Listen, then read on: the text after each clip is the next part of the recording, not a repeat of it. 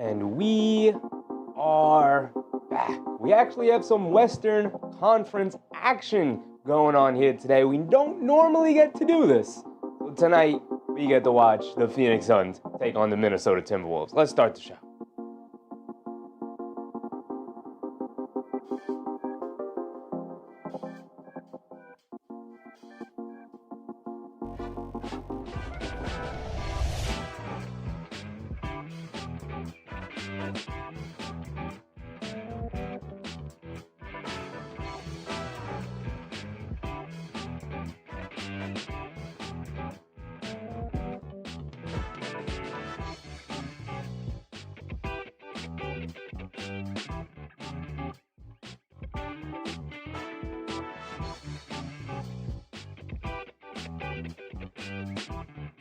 We are back.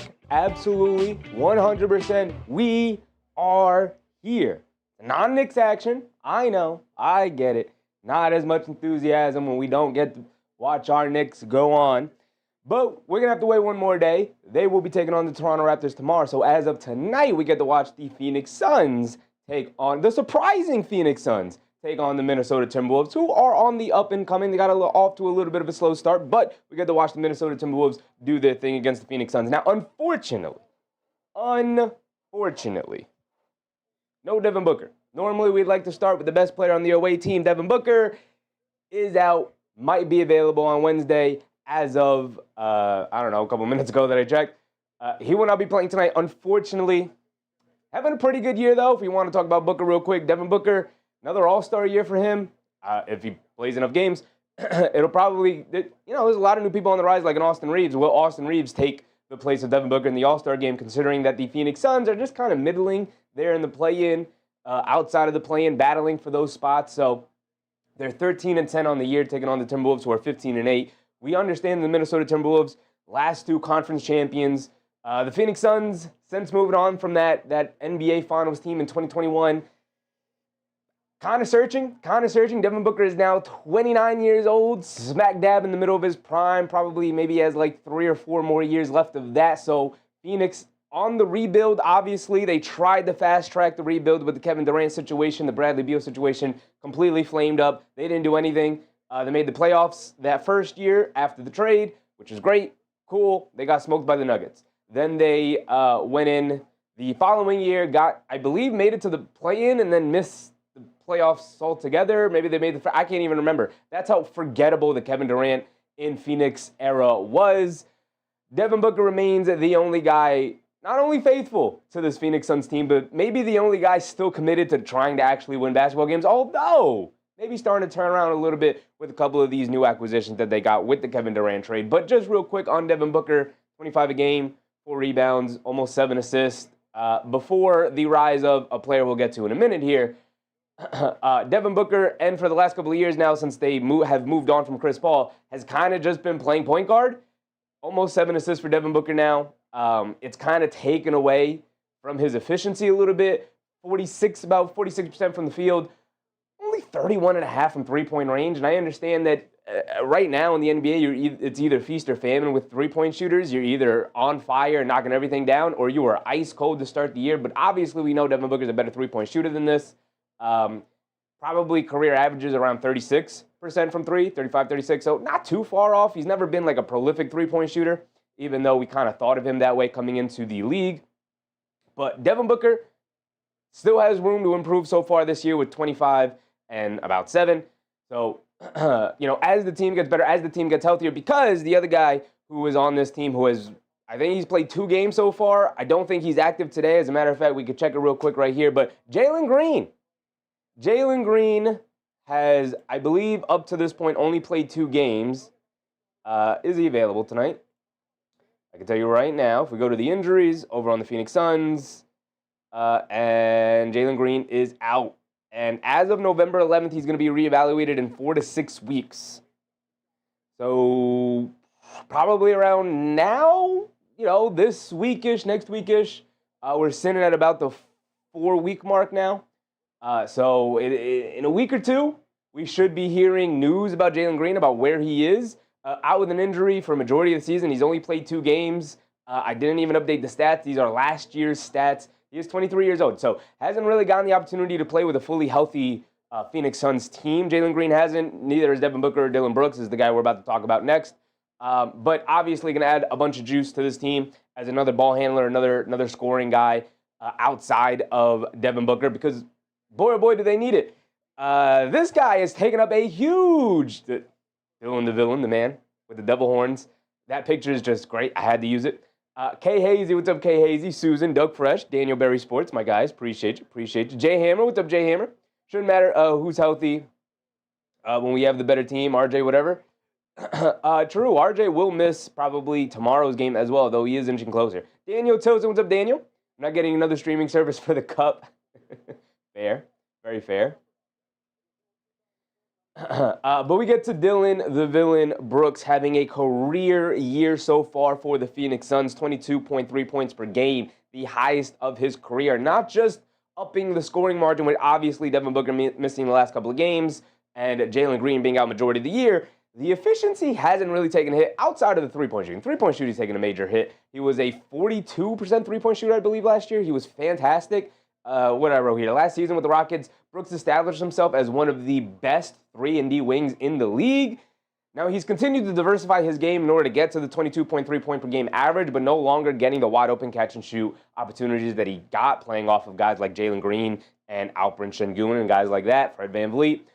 So he's not getting the open threes. I do believe when Devin Booker is healthy, Jalen Green is healthy, you're going to see this number rise a lot more. He's taking a lot more off the bounce jumpers as well. So obviously the three-point percentage is going to take a hit because he's not getting clean looks, but the field goal percentage is great. The scoring is fantastic. He's not really giving you much else. He's more of a high-value role player, Dillon Brooks. But the defense is always going to be there. I believe this is a career high in steals so far as the season's going on. So he's been fantastic. The turnovers are high as well. But again, with no Devin Booker, no Jalen Green, having the ball in his hands a little bit more as this guy who is not really like a self-creator, he's kind of just had to take on that role. He's doing it damn well. Hopefully those guys can get healthy, get back, because the leap that Dillon Brooks has made this year at 29 years old, smack dab in his prime, as well as Devin Booker, they kind of just complement each other extremely well. He's added a toughness to the Suns team, something we've said about Dillon Brooks when he was out there with Memphis, and then when he moved on to Houston, it was like, oh, he's adding toughness to this team, and now we're saying it again here with Phoenix Suns. So Dillon Brooks,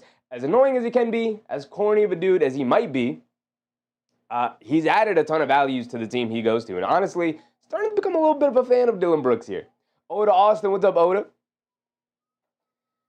We get the Mark Williams. Mark Williams is an interesting player to talk about because he played with the Charlotte Hornets, was drafted by the Charlotte Hornets, played his first couple of years there, but was barely played, was out a lot of the time with small little knick-knack injuries, some major injuries. This year he's averaging 12.7 points, 8.7 rebounds. He's played what I wrote here. The most important stat for Williams this season is that he has played 19 of the 23 games so far. He's been fantastic in terms of being available to, right? We talk about all the time, the best ability is availability. My man's been available so far this year. The average is also pretty solid. And this is by far the best season of his career impact-wise. He's put up better numbers. He's had better highlights. Previously, he's had better, explosive games for Charlotte, but never this consistently, just really solid. At 23 years old, Mark Williams has already had a little bit of a tumultuous start to his career. First of all, he went to the Charlotte Hornets. The last couple of years, and maybe even beyond that, have been one of the worst run organizations in the league. Just can't really pull themselves together. But Mark Williams was involved last year, if you guys remember, in a possible trade to the Lakers, in which the Lakers, after they traded for Luka Doncic, then at the trade deadline, realized that they needed to trade for a center, a rim-running center, a big rim-running center who's young and maybe has a ton of potential. They decided to try and buy low on Mark Williams, and they made the trade for Mark Williams. He was heading to the Lakers in exchange for a multitude of guys like Dalton Knecht and guys like that at the end of the Lakers bench. And then all of a sudden, they got his medical papers, and they decided to rescind the trade and send his butt back to Charlotte in what was probably a really embarrassing situation for a guy like Mark Williams, having his whole kind of injury list kind of just aired out. So it wasn't a great situation for him. He got his revenge against the Los Angeles Lakers. They played them not too long after that. and he kind of kicked their butt. He had a great game against them. Either way, his entire career has been defined by the fact that he has not been able to stay on the court. He's got all the tools, 7 foot, long wingspan, young, has had explosive games, so he's shown all the flashes of being like a really good quality starting center, and yet, he was available for nothing. Phoenix ended up picking him up, which is weird, as we'll get to it. We'll talk more about this Phoenix roster that just really didn't make sense in the offseason, but they have a bunch of these big men, including Mark Williams. We'll talk about another one, and then a guy I didn't make a graphic for because he's not in the rotation, but we'll talk about him as well. It's just kind of a weird situation with Phoenix, but either way, Mark Williams is the starting center on this team, and he's been playing pretty well for this team. We get over to Grayson Allen, and Grayson Allen, kind of forgotten out there in Phoenix. He's one of the league's best three-point shooters, again, shooting 42% from three-point range this year, averaging 17 points per game, 3 boards, 4 assists. Really solid numbers for Grayson Allen, and nobody ever really talks about him. I feel like if you're a really good team and you wanted to throw, valuable assets, a good draft pick, and whatnot to Phoenix and say, hey, give us Grayson Allen, I'm sure that those discussions would be open to you. The issue with Grayson Allen is he's kind of a jerk. Nobody really likes Grayson Allen. It's part of the reason why he's bounced around the league a little bit, although it seems like he may have found a home here in Phoenix. You haven't, I think the good part about him as well is you haven't really heard his name brought up in any controversies, any fracases on the court, or anything like that. He's kind of just here. He's playing well again, and he's just doing his thing. He's a catch and she's a knockdown three-point shooter.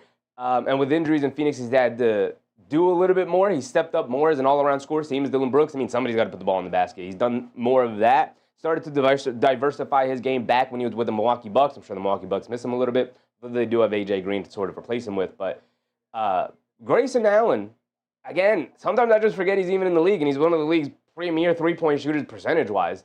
And he does get him up there with volume as well. And you do a little bit more with the ball in his hands. He can attack a closeout pretty well, and yet never really hear his name brought up, so we'll get to see him in action here tonight. Get over to Nick Richards, and this is one of the interesting things in combination with Mark Williams, because Nick Richards was a guy that the Phoenix Suns traded for last year at the deadline. They needed a big man. They moved on from DeAndre Ayton. I believe they had Nurkic for a while, then they moved on from Nurkic, and so they decided they needed a center. They traded for Nick Richards at the deadline. The other center from Charlotte, funnily enough, same as Mark Williams. They were both at Charlotte at the same time, and now they're both with the Phoenix Suns. Funny how that works out. But Nick Richards, last year put up solid numbers as the starting center for the Phoenix Suns. This year, Richards is just not getting a ton of opportunity here. 3.7 points, 3.3 rebounds, kind of a nothing player so far for the Phoenix Suns. I'm interested to watch to see what kind of impact he has outside of these numbers, because these numbers are not very impressive, obviously. And by the way, as a rim-running big who doesn't take a shot outside of the paint, only 51.7% from the field is rough. He doesn't spread it out to the three-point line. He doesn't even spread it out to the mid-range game. Kind of just an interior finisher, an interior player, and he's still only averaging 3.7 points on 52% from the field. Is not good. Richards is a solid rim-running, rim-protecting big man. But with the glut of younger bigs on the roster, Richards is getting squeezed out. He's 28 years old. He's the oldest one on the roster in terms of their 3 young bigs. Mark Williams at 23. And then they just drafted a big man at a Duke from by the name of Kaman Maluak, who, because they have Mark Williams and Nick Richards, Maluak doesn't really get an opportunity either. And he was, I believe, the 10th overall pick, their lottery pick from this past draft, and they're not even investing in him as of right now. Maybe we might see a trade at the deadline here. There are a multitude of teams that do need a big man like Nick Richards, so maybe it's just a matter of opportunity for him should he eventually move on from the Phoenix Suns, because it seems like it's almost destined to be so with him being the oldest on the roster and maybe even with the least amount of upside between Mark Williams, Maluak, and Richards.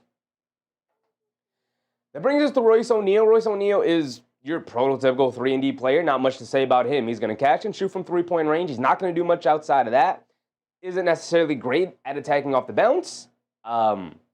Isn't necessarily prolific at really doing anything else other than shooting a corner 3-ball or a wing 3-ball. That's kind of his game. He's a solid defender at 32 years old. Kind of just who he is. 42% from the field, 41% from three-point range. It's kind of all he does, which is fine, which is great. 1.2 steals per game. He's going to play some defense. He's going to play a hard-nosed defense. He's going to knock down some threes, and that's really all he's going to do for you. I will say 11 points per game is really solid for a guy like him coming off the bench. It's good value for a guy with his role and his skill set. So the Phoenix Suns are kind of squeezing out the most amount that they can get at a guy like Royce O'Neal. When you pair him alongside Dillon Brooks, Grayson Allen, all of a sudden you could spread your court out. Hopefully when they get Devin Booker back and Jalen Green back at the same time, you could really spread the court out and have all these fantastic shooters around them and other guys who could defend well. Like Grayson Allen isn't the greatest defender in the world, but he's also not bad. He could hold his own. And so you pair him with O'Neal, with Dillon Brooks, and then all of a sudden you kind of insulate some of the bad defense that you could maybe get with a Jalen Green and maybe get with a guy like Devin Booker. And then you also have good rim protectors as well. But we get to Colin Gillespie. And Colin Gillespie is just one of the most fascinating players this year. 26 years old. I believe, if there's any Knicks fans in the chat, I believe he played his freshman year at Villanova with the senior years of Brunson, Hart, maybe not Hart, but Brunson, DiVincenzo, and Bridges, I believe. Right? I believe he played a senior year with those guys. Josh Hart is a year older than those guys, so I believe he moved on before they did. Either way, 13.3 points for Colin Gillespie in his third season here in the NBA, his second year with the Phoenix Suns. He was on the roster last year, didn't get a ton of playing time. 26 years old. He played the 4 years in college. 3.7 rebounds, 5 assists per game. He's emerged as their starting point guard. I'm gonna have the ability to watch him today and kind of make up my own opinion about him because all I've been able to do with Colin Gillespie is just hear other people wax poetic about him, about how much of a revelation he has been for the Phoenix Suns, considering the Phoenix Suns are a team that has been without a point guard, and I wrote it here, Gillespie's been a revelation for the Suns who have been without a point guard since they moved on from Chris Paul. So they moved on from Chris Paul, and then they just never found a replacement. There was a revolving door of guys like Tyus Jones. I can't even think of another guy off the top of my head who they brought in to try and replace him. They literally spent years without a point guard on the roster and just asked the guy like Devin Booker, like, hey, can you play point guard for us? So, they've been in a bit of a tailspin looking to correct that part of their roster. But Colin Gillespie, point guard out of Villanova, 6'1", similar size to Jalen Brunson, but 3.3 points per game with 5 assists.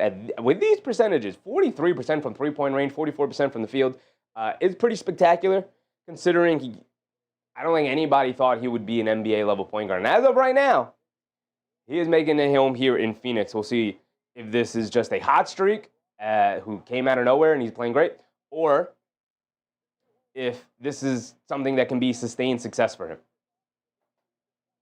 We get to Ryan Dunn. Ryan Dunn is going to be the last guy we talk about for the Phoenix Suns. They do have other guys that they can go to deeper into their bench, but these are the core guys of their rotation. Ryan Dunn, their first-round pick in last year's draft, just a stud defensive player.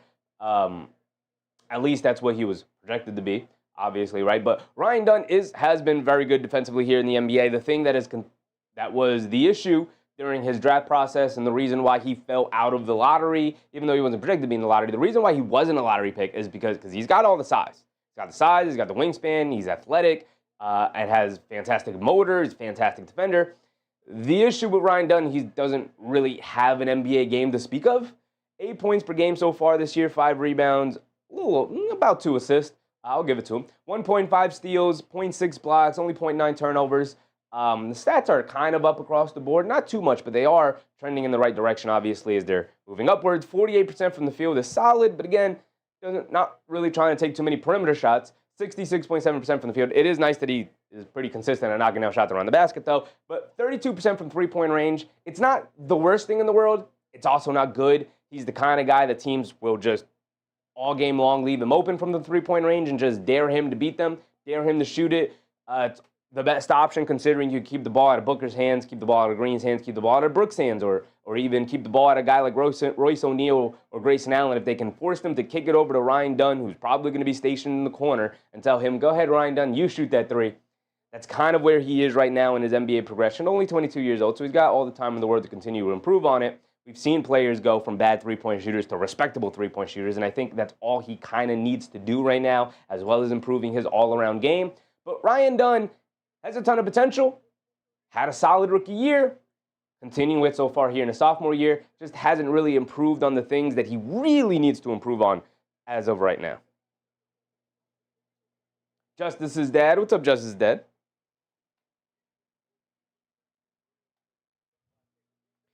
But this is going to bring us over to the Minnesota Timberwolves. And the Timberwolves starting to get on track a little bit here.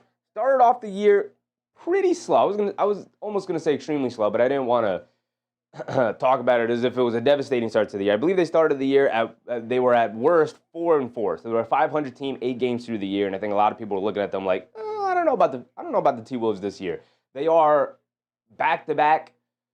They've made it to the Western Conference Finals back-to-back. I was going to say the Western Conference champions, but Western Conference finalists, the Minnesota Timberwolves, back-to-back appearances there, once with Karl-Anthony Towns, once with Julius Randle last year.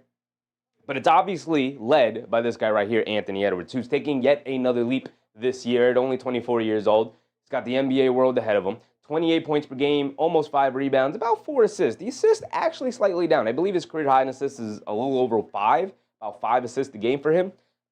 He's down to below 4, at about 4, 3.9. You could argue part of that is playing alongside Julius Randle. Julius Randle kind of becomes the playmaker and a hub you play out of, and so Edwards can focus more on just scoring.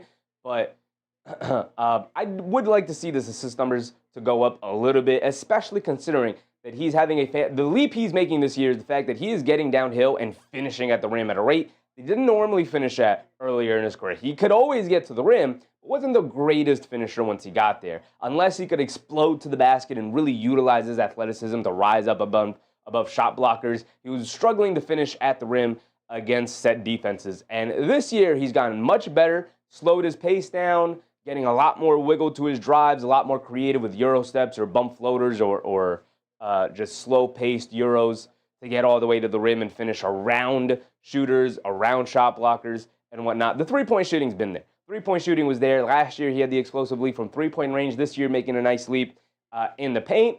I guess the last part of the game we could say is to really start to improve that in-between game when you can't get all the way to the basket and when teams are running you off the three-point line. You got to be able to develop that in-between game in order to really get to that superstar spot. Like, he's a star who punches on the door, who knocks on the door of superstardom all the time. We know what he's capable of. We know he's fantastic. We know he's probably going to get into that superstar door at some point at only 24 years old. He's got all the talent in the world and whatnot.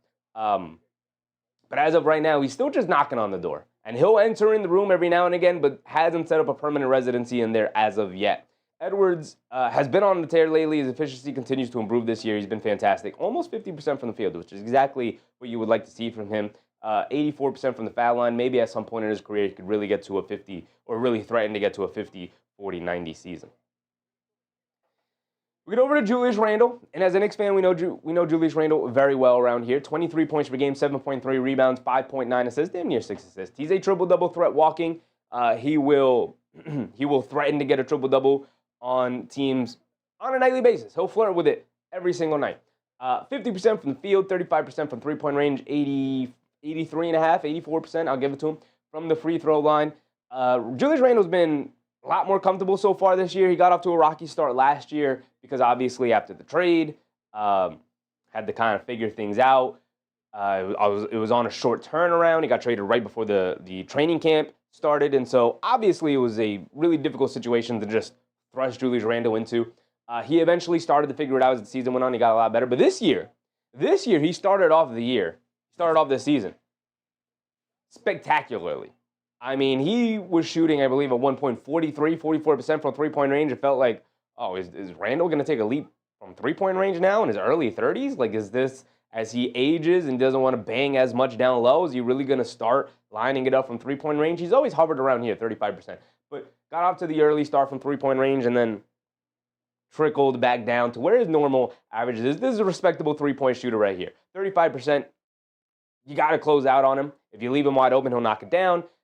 So he could really force teams to guard him out by the three-point line well enough. The thing with Julius Randle is he's a bit of an undersized big, a power forward.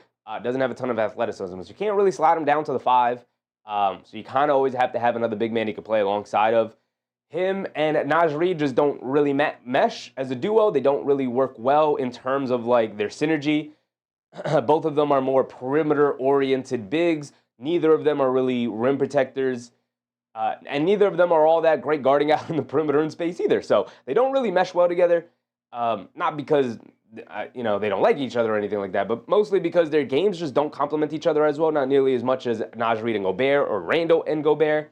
And so Gobert kind of just becomes that much more important to a team that, as we'll get to Rudy Gobert, probably shouldn't rely on him as much as they do so far. Namar, what's up, Namar?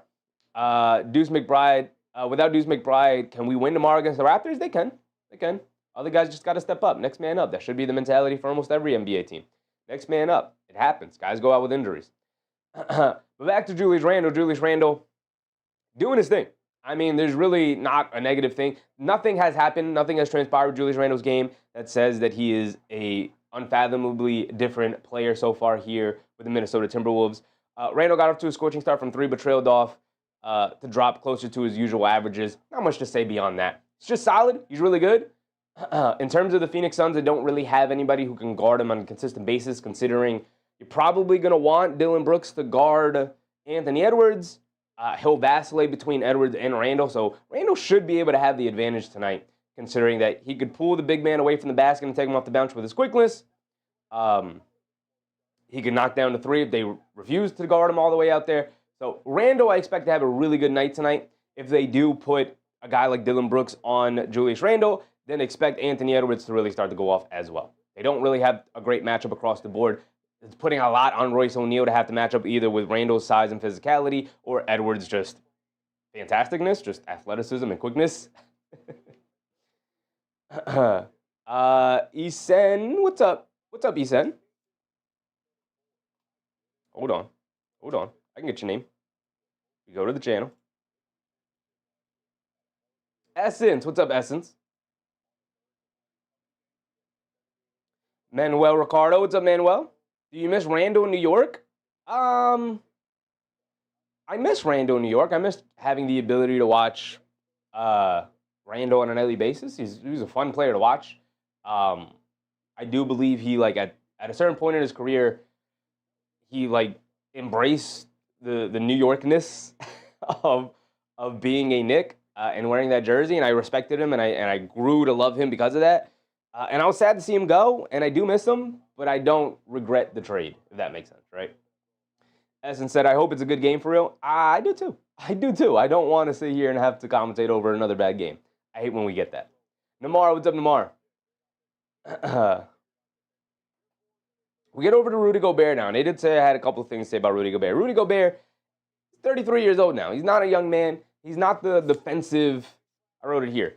Gobert has continued to be a steady rock in the middle for the T-Wolves, but at 33, he isn't the dominating defensive big he used to be. Still very good, still anchoring an elite defense when he's on the court. The problem is when he's off the court, again, they don't really have options to go to. Nazlan, what's up, Nazlan? They don't really have options to go to outside of Rudy Gobert. They used to have Carl-Anthony Towns you could stick at center, while Towns is not a good defender.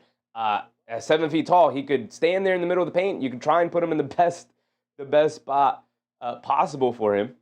But Rudy Gobert, I mean, the averages are going to be the same. At 33 years old, he is who he is. He's always been this. 73.4% from the field. Again, lobs, dunks, putbacks. That's all he's really taking. Bad free throw shooter, we know this. 1.5 blocks. He's still anchoring a good defense when he's out there. The issue is when he comes off the court, Minnesota's defense kind of just falls apart. They don't have another guy they can go to. They drafted the kid, Joan Behringer, I believe, right? But he doesn't seem ready to go out the gate as a rookie. So kind of just Rudy Gobert, nothing when he's out on the court. So they vacillate from being a really good defensive team to a pretty poor defensive team very quickly when Rudy Gobert is on and off the court. If Rudy Gobert is to miss extended time this year for any reason, it's going to be a tough stretch for the Timberwolves. Come the playoff time, they just hope that they have a fully healthy roster and they can play Gobert 35 to 40 minutes a game and really just rely on him defensively, because that's really their only chance to be able to win these basketball games.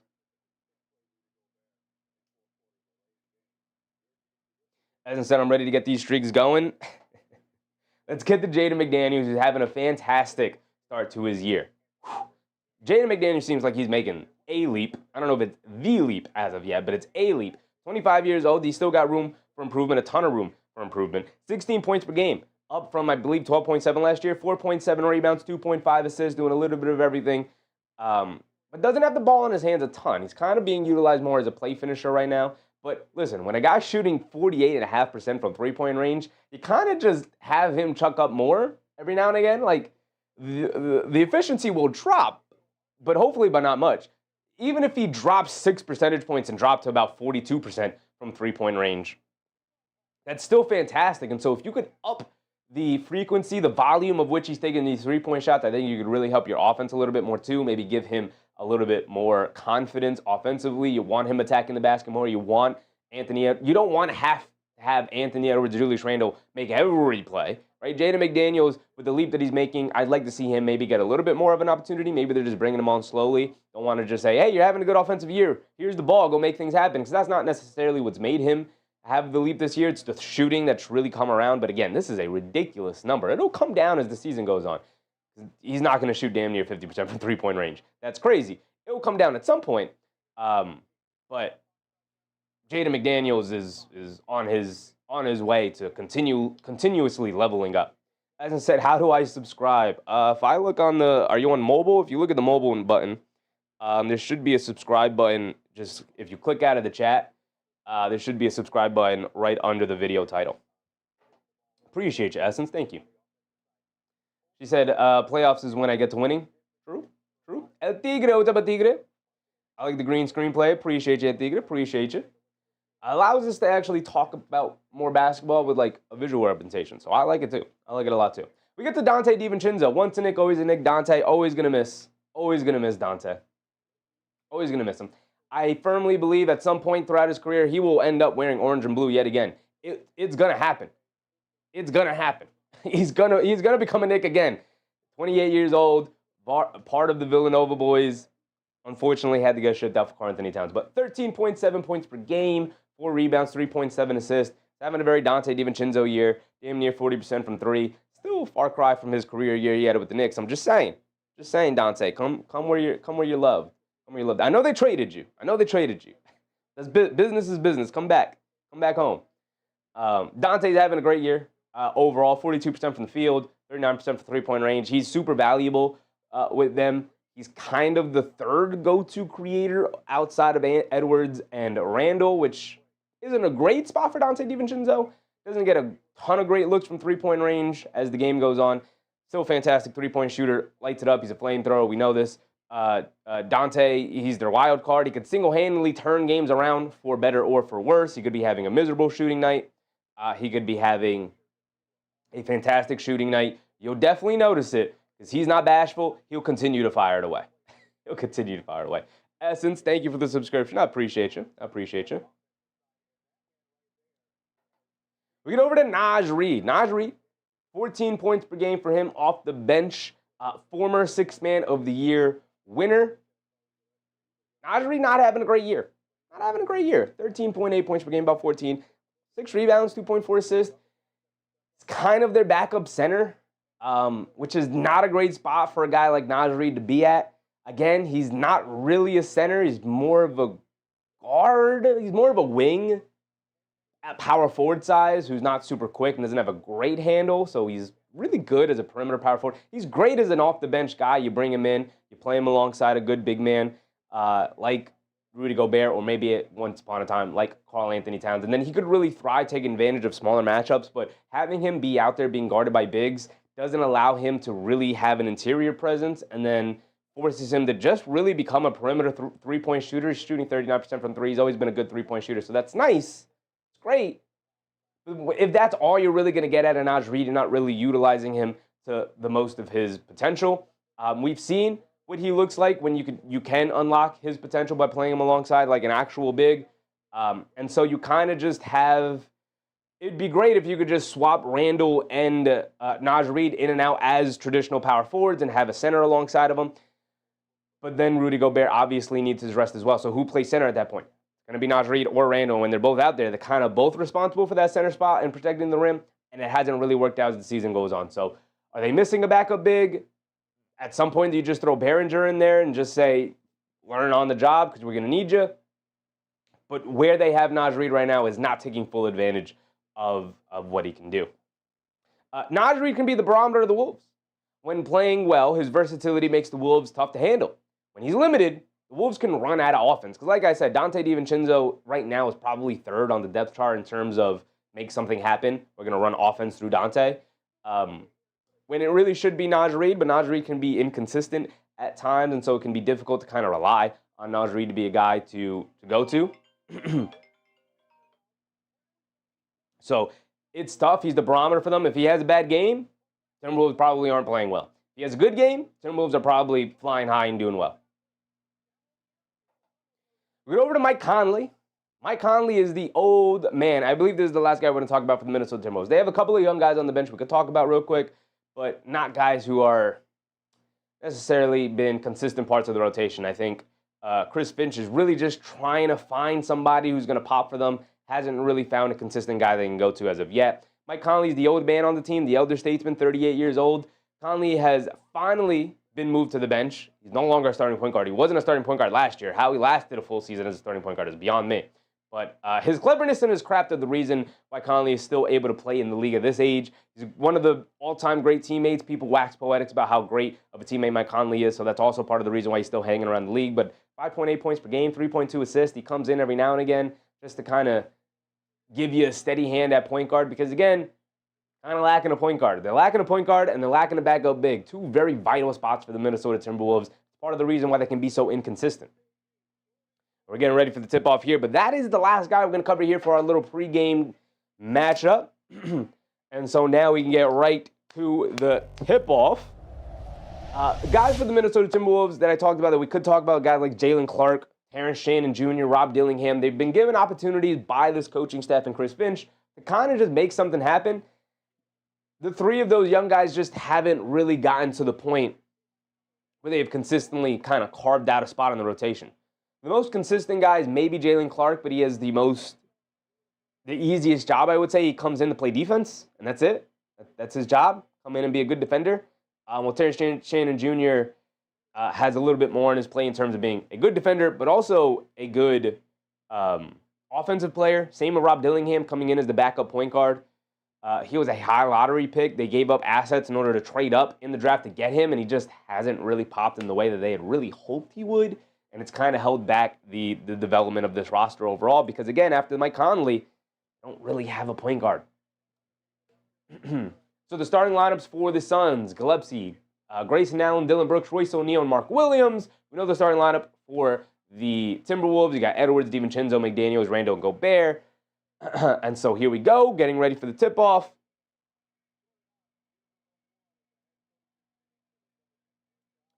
Forgot to mention, new head coach for the Phoenix Suns, Jordan Ott.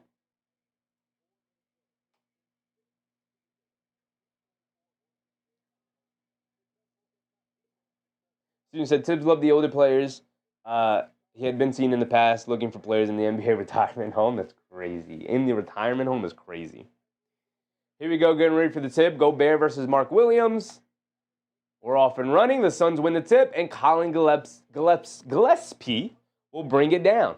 Gillespie has it up top, and I love the classic court from the Timberwolves there. Gillespie almost throws it away, but Mark Williams has it up top, hands it back off to Gillespie, coming to his right, pulls it out, gets it over to Grayson Allen, curling off a screen, hesitates against Gobert, all the way down to the basket, scoop blade with the right hand, got it to go. Great drive from Grayson Allen. We talked about his ability to utilize his shooting to get off the bounce and get to the rim. 2-0 start. Here comes Edwards and the Timberwolves looking to answer. Edwards gets it over to McDaniels. McDaniels over to DiVincenzo. DiVincenzo gets it back to McDaniels. In the high post, right wing, being guarded by Dillon Brooks. Inside to Rudy Gobert. Gets stripped by Grayson Allen. No, by Gillespie, excuse me. Gets it over to Royce O'Neal. Pull up three in transition. Can't get it to go. Mark Williams with the offensive rebound. Out to Dillon Brooks. He fires away a three. Can't get it to go. Royce O'Neal, offensive rebound, but he gets fouled on the floor. So side out of bounds for the Suns. They've already drawn one foul. I believe that's on Gobert. No, it's on Randle.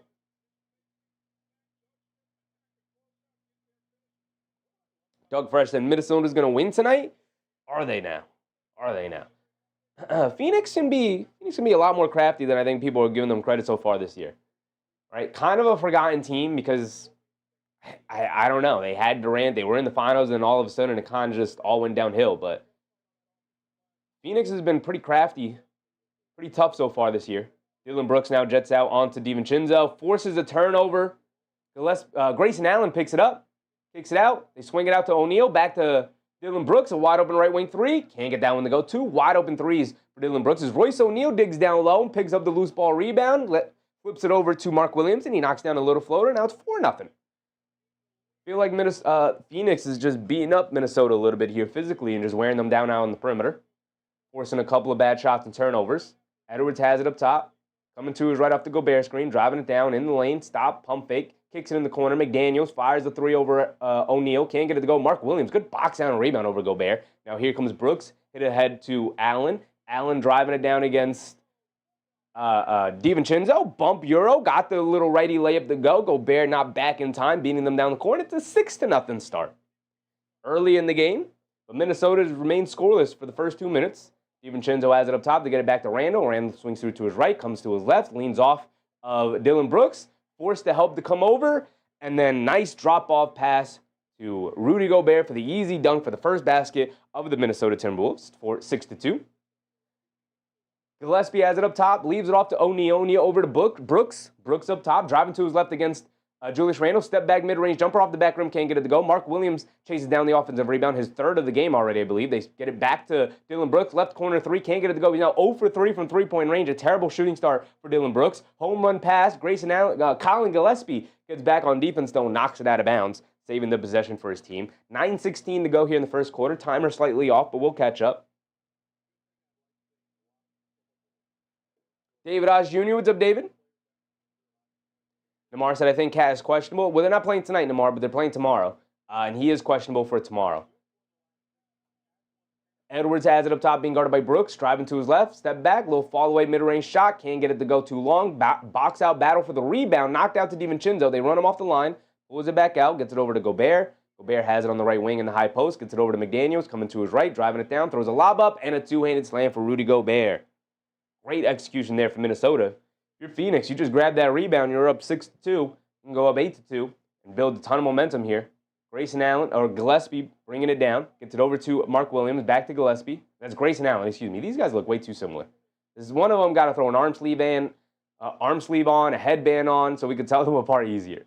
Dillon Brooks, one-on-one against Randle, crossing over to his right, in the mid-range, pump fake, step back, step through, fall away now off the spin, and he got that one to go. Dillon Brooks, who taught you that move? Been working out with Devin Booker, I see. Very Devin Booker-esque on that little fall away out of the mid-range. Edwards driving it down now in the lane, leans in, draws the foul on Grayson Allen. It's going to send him to the foul line for 2 free throws with 8:14 to go. Kinahara, what's up, Kinahara? No bets on this game? Weird game to bet. Definitely a weird game to bet.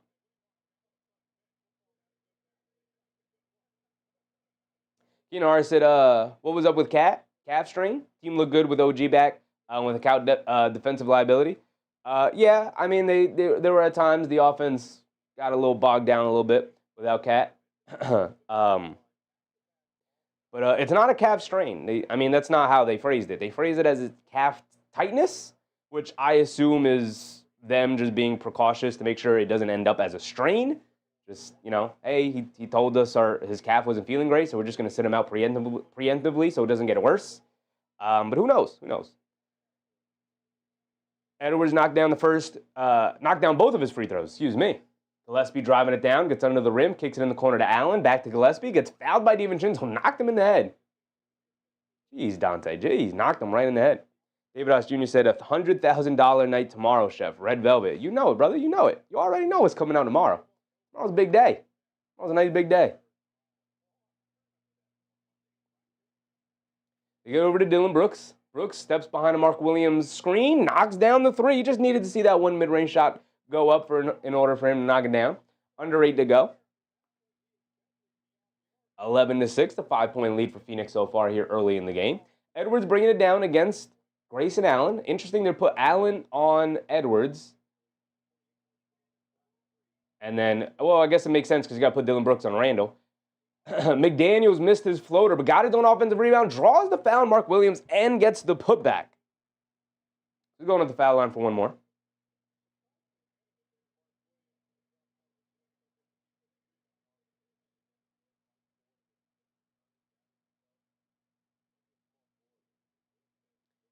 McDaniels misses the free throw, though. Royce O'Neal clears the rebound. Here comes Colin Gillespie bringing it down.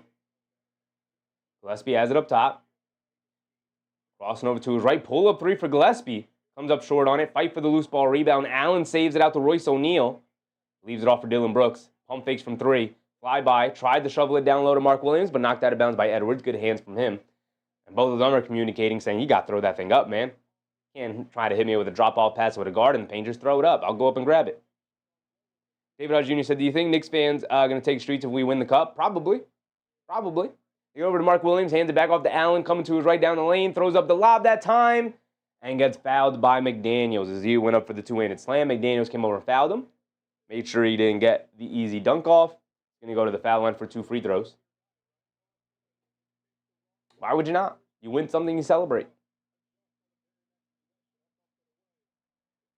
That's my motto, David. You win something, you celebrate.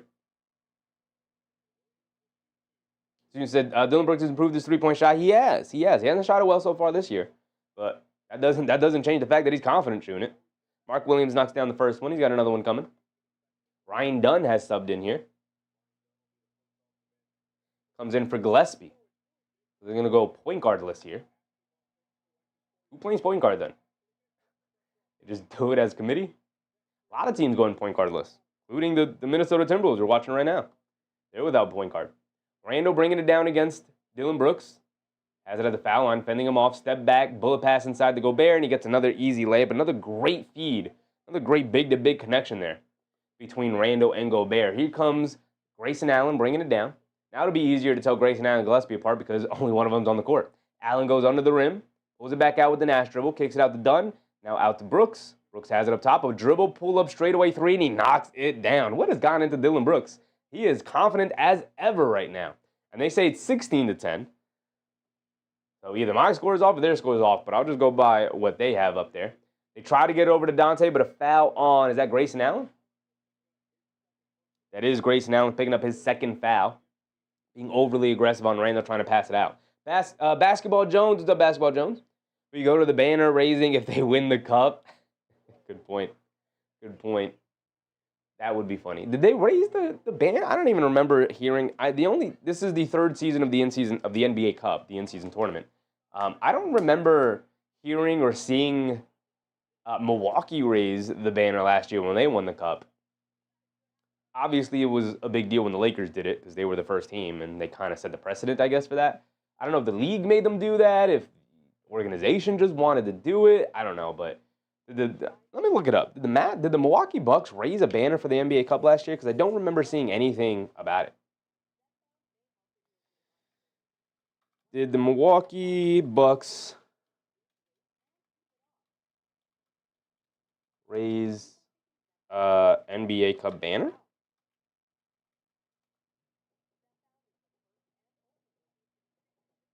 David said, I'm ready to go to the Cup parade.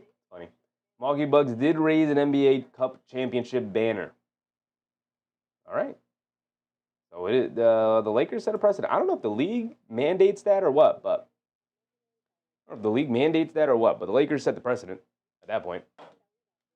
Whether they were forced to or not, the precedent has been set. You raise the banner when you win the cup.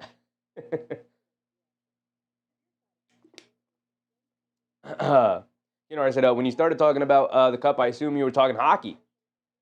This in-season tournament is such nonsense. It's just basketball, brother. It's just basketball.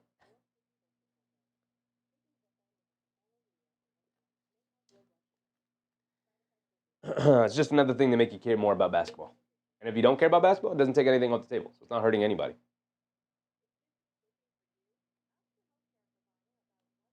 $16-10, though. Phoenix looks far more comfortable than Minnesota does. But Minnesota, I think the scary part is that Minnesota has not really gotten anything going so far. Gobert's 3 for 4. He's leading them with 6 points. Edwards, has he scored yet? He did. He scored from the foul line. The McDaniels had an and-1. So Minnesota not really, Randle hasn't even taken a shot yet. He does have the 2 assists to Gobert. So if I'm Phoenix, not feeling great about a 16-10 lead, considering Randle and Edwards have pretty much done nothing so far to start the game. I mean, obviously not another thing, but. Student said, if they have a parade, I'm going because the Knicks are going forward. I don't think they'll have a parade. I mean, the fans may just have a parade, but I don't think the Knicks organization will have a parade. But the fans, they will be parading the streets. They will be parading the streets. Winning stuff is fun. Getting a trophy, fun.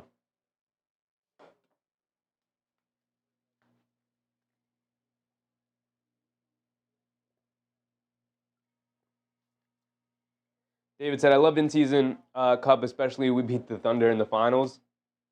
I'd like to see I like the Knicks to make it, because I do believe, obviously, the Thunder are very likely to make the tournament or to make the finals. I really want the Knicks to make it to the finals to play the Thunder, because the Knicks don't play the Thunder until March. And by that point, who knows? Both teams could be resting guys. I don't think either team's going to be playing for all that much. You know, the Knicks may be playing for playoff seeding and whatnot.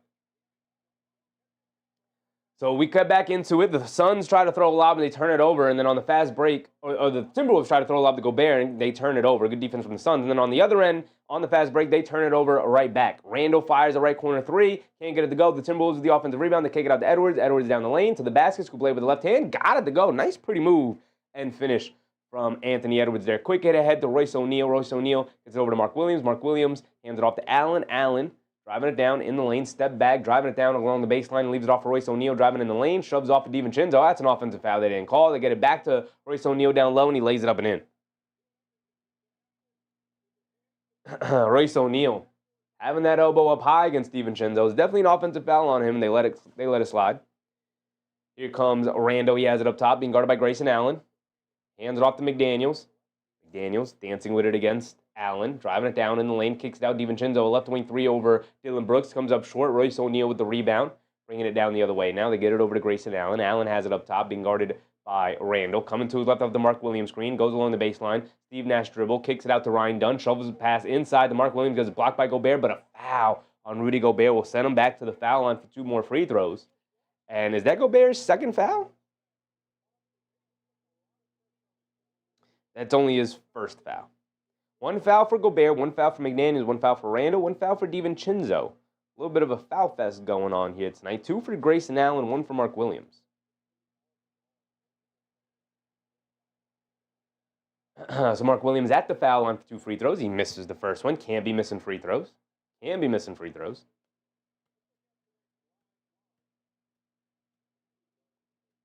David said, I got my bets on OG big night tomorrow. He is playing his former team, and you know how players like to go against their former team. So I think that was a pretty good bet.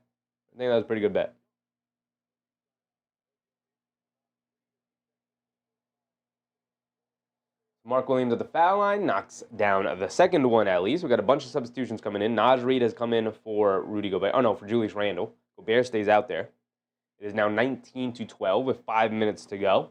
Get over to Gobert, hands it back off to Edwards. Coming to his right, off the Gobert screen, puts it up to 3, can't get it to go. Grayson Allen with the rebound. He's bringing it down now the other way. Allen being picked up by Edwards, crossing over to his right, coming down, pump fake, cross court. Dillon Brooks, left wing, hesitates, doesn't want to take the 3, driving to his left. Now has it in the post, stop, turn, spin, over to Mark Williams. Mark Williams out to Allen. Allen driving it down to his left at the foul line. Left-handed floater. Can't get it to go. Not a great shot there. Naz Reid with the rebound. He's bringing it down the other way. They get it over to Jalen Clark, back to Reid. Reid has it up top, hesitates from 3, pulls it back out. Hands it off to McDaniels. McDaniels is going to settle for the pull-up 3 off the bounce. Off the back rim, can't get it to go. Royce O'Neal with the rebound. Bringing it down. Is that Royce O'Neal? That's not Royce O'Neal. They kick it out to Ryan Dunn, a right corner 3, no hesitation. Shot looked pretty decent there. Mark Williams can't get the offensive putback to go. Definitely, that's Jordan Goodwin. Goodwin, not Royce O'Neal. O'Neal's back on the bench. Goodwin is now in the lineup. Edwards has it at the foul line. Step back, little elbow jumper. Got it to go. Smooth move. Created the space. Knocked it down.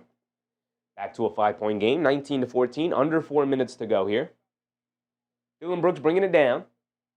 Gets it over to Mark Williams. Mark Williams gets it over to Grayson Allen. Grayson Allen, a straightaway 3. Can't get it to go. Gobert with the rebound. They get it over to Naz Reid. Naz Reid bringing it down.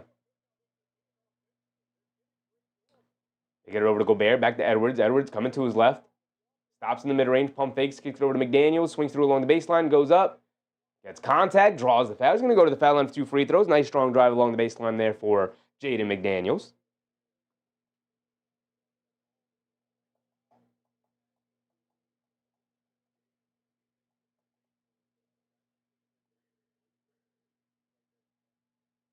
David said Knicks already got 40. The Toronto Raptors not playing well. Not playing well. David said, is RJ playing tomorrow? I don't think so. We could probably check that out. But they obviously wouldn't say for sure right now, just to keep the suspense going. McDaniels knocks down his first free throw. He's got another one coming. And he goes 2 for 2 from the foul line. But I'll look it up. David. If anybody knows for sure, let me know.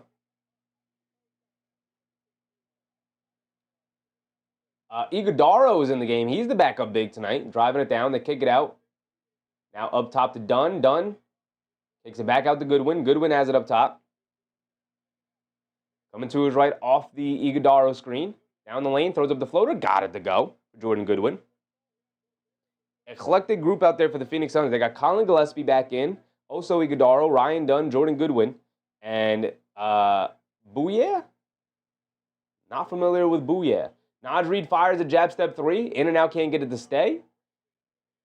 Rebound by Ryan Dunn. He's bringing it down now. Blows right past Jaden McDaniels in the backcourt. Bullet pass over to Iguodala in the paint. Easy to end. Slam. Terrible defense from the Timberwolves there. With McDaniels getting beat in the backcourt, and then Gobert under the rim, not able to guard the 2 players there.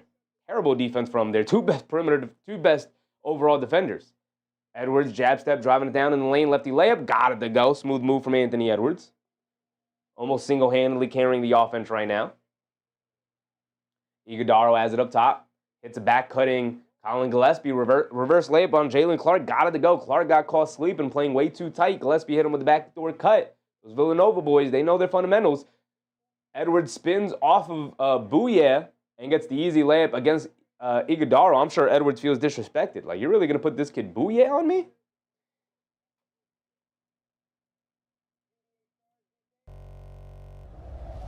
Damari Booyah. 6'2" guard off the bench. He is averaging 7.7 points so far this year, but I don't know if that's the guy you want locked on Anthony Edwards Island. You know, I said Booyah is on the court. Booyah is on the court. He is playing. I don't know if he's been a part of the regular rotation. As a matter of fact, we can check it out right now. He's not a part of the regular rotation, but he is playing. He is playing tonight.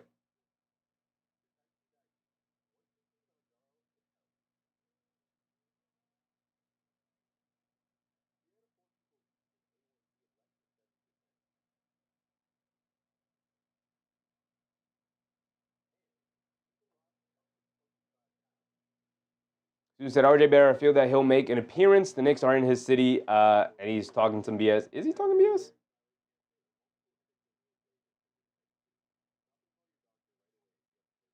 Let's look up RJ Barrett and see what his injury status is. They announced on Monday that Barrett is out at least another week. So he will not be available. He will not be available. He's out. RJ Barrett's out for tomorrow. You know, I said Larry Bird would say, wait, some rookies on me? Mouse in the house. I mean, yeah. I mean, Edwards did exactly that. He saw Booyah was on him. He rushed down the other end of the court, put him in the mid-post, put his hand up, caught it, spun right off of him, went to the basket, got the easy layup. Like, come on, man. Come on. I don't even know if he's a rookie. 26 years old.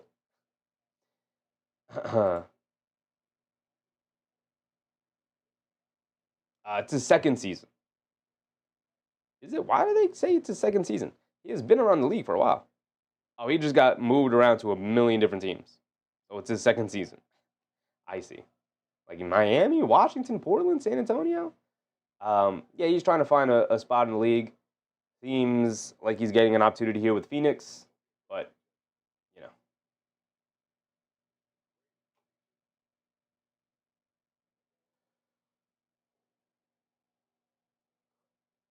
You know, I said, yeah, I got way more hair than him, and I'm 59. I don't know, man. Maybe he wants to rock a baldy. I don't know. Maybe he can grow his hair out. I don't know. Student said, yes, RJ Barrett made some comments about the Knicks. He said that the Knicks are mostly hype, and they did him a favor by trading him? Really? I didn't see that. We got the Pacers taking on the Kings, and they're up by 14, and that's nice because I want to see the Pacers win some games. I don't want to see them with a high lottery pick. Win some games, Indiana. Win some games. Come on. Matherin's going off with 17 points.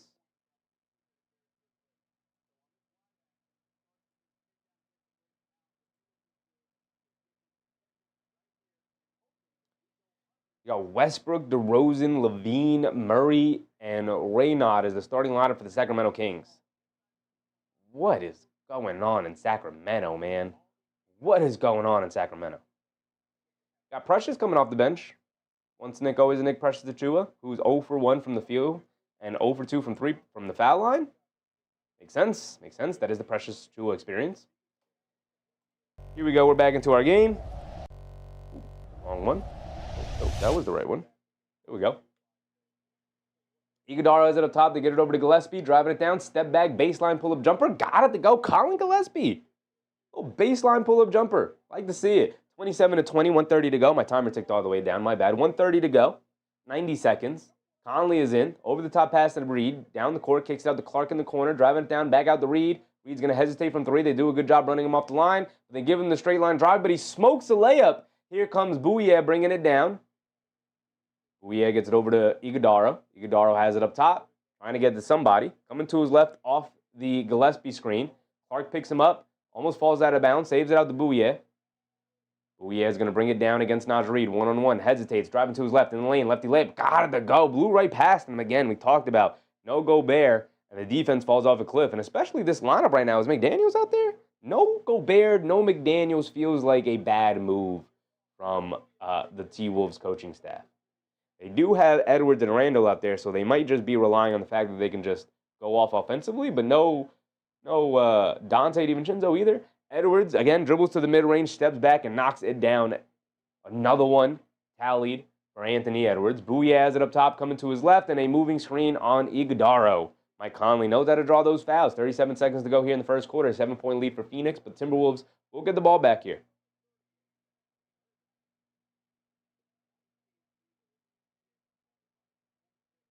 They get it into Conley. Conley will bring it down. Conley being guarded by Bouye. About a 13-second difference between game clock and shot clock. Iguodala does foul Randle, battling for post positioning there. So now just under 30 seconds to go, 29-22. Timberwolves will inbound it again from their sideline. I know, they're in the bonus. So Randle to the foul line for 2 free throws. So some free points. Just got to knock them down. Knock down your free throws, Randle. Both teams in the bonus here. Randle knocked down the first one. He's got another one coming.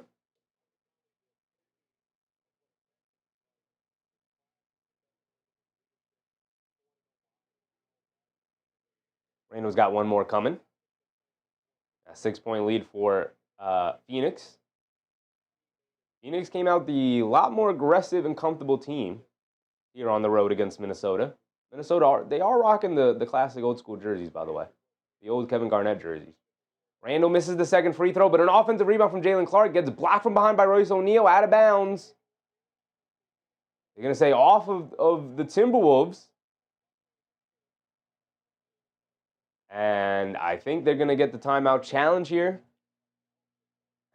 Interesting to use the challenge there. Not too sure about that. Stir Show? What's up, Stir Show?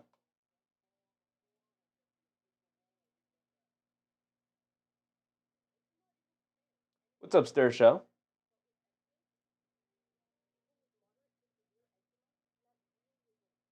Keenar said Sacramento's team concept. Let's just get a bunch of guys who can score. That should be good. Never mind defensive team construction. I don't even know if it's... I mean, yeah. They have not given one damn about defense or team construction at all. But I don't even know... I don't even know what to make of this team. Yeah.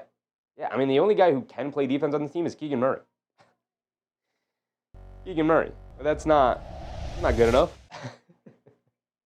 Sarah Show said, "Who do you got?"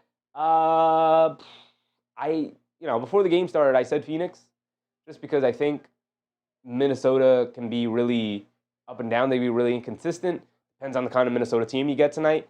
I said Phoenix to start, but now I'm kind of leaning a little bit towards Minnesota. I know Minnesota's down by 6, so I should probably stick to my guns with Phoenix. But I think Edwards and Randle haven't really established themselves too strongly yet. I think as the game goes on, Minnesota should be able to have the advantage over Phoenix, especially considering Phoenix's injuries.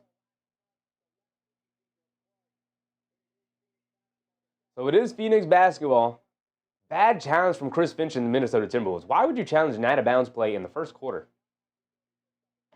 So they lose their challenge for the game, and they lose a timeout. Call stands.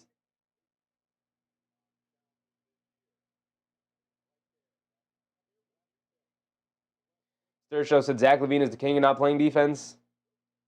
I mean, he would be an awesome sixth man. He'd even be an awesome starter if you could surround him with the right, defensive personnel and whatnot. But obviously, you're not building a team around Zach LaVine. Here we go. Final possession of the quarter here. Yeah, it should be final offensive possession of the quarter. Gillespie has it up top, driving to his right on Edwards. In the paint, kicks it out in the corner. Wide open Dillon Brooks. Great driving kick. Comes up short. Gillespie offensive rebound. Shot clock winding down. Trucks it up. Hits the side of the backboard. Conley with the rebound. Heaves it up half court. Can't get the shot to go down, and that will be the end of the first quarter there. 29-23. Sergio said Eagles or Chargers. The Eagles, are the Eagles the Timberwolves of the NFL? Not really, because the Eagles have won a championship. They're the reigning champions, but the Eagles this year are probably the Timberwolves of the NFL, just because you don't know what you're going to get from them on a night-to-night basis.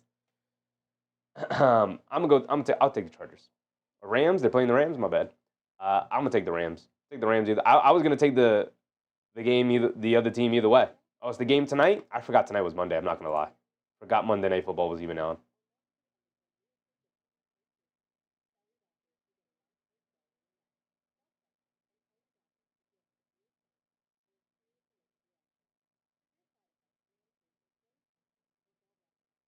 Sergio said, big brain take, Eagles slump. Yeah, it's just weird. They've just been so weird. They lost to the Giants this year. They lost to the Giants. I can't, have faith in them, Barkley is slacking, Moran, what's up, Moran? Yeah, I don't know if they're saving them for the playoffs, if they just feel like they're going to be in the playoff race anyway. They're going to be there at the end of the day, so might as well just, save their best stuff for the playoffs. I don't know. I don't know what to make about the Eagles. I'm still scared of them come playoff time, but we talk about the regular season, the way that they have been playing. Weird. Keno Hara said, I don't know if LaVine is the king of no defense, but he's certainly in the royal court. But Sabonis isn't really a defensive player, and DeRozan never played defense. Yeah, I mean, we can go down their rotation so far here, and obviously some guys are injured, but Keegan Murray, we could sub in Renard here for Domantas Sabonis. You got Keegan Murray, you can play defense. You got Domantas Sabonis, who's not a defender at the big man position. You got Russell Westbrook, who is 1,000 years old and has never really been a defender. You get DeRozan, who's never been a defender. You got Zach, and he's old as dirt. And then you got Zach LaVine, who's never been a defender. And it's like, okay, so obviously then they have filled out their bench with a bunch of defensive players, right, to kind of insulate them. Bankroll vlog with the bankroll. Any team is beatable. True. This is why you play the game. Any team can lose on any given night against any opponent. Like the Eagles losing to the Giants inexplicably earlier in the season.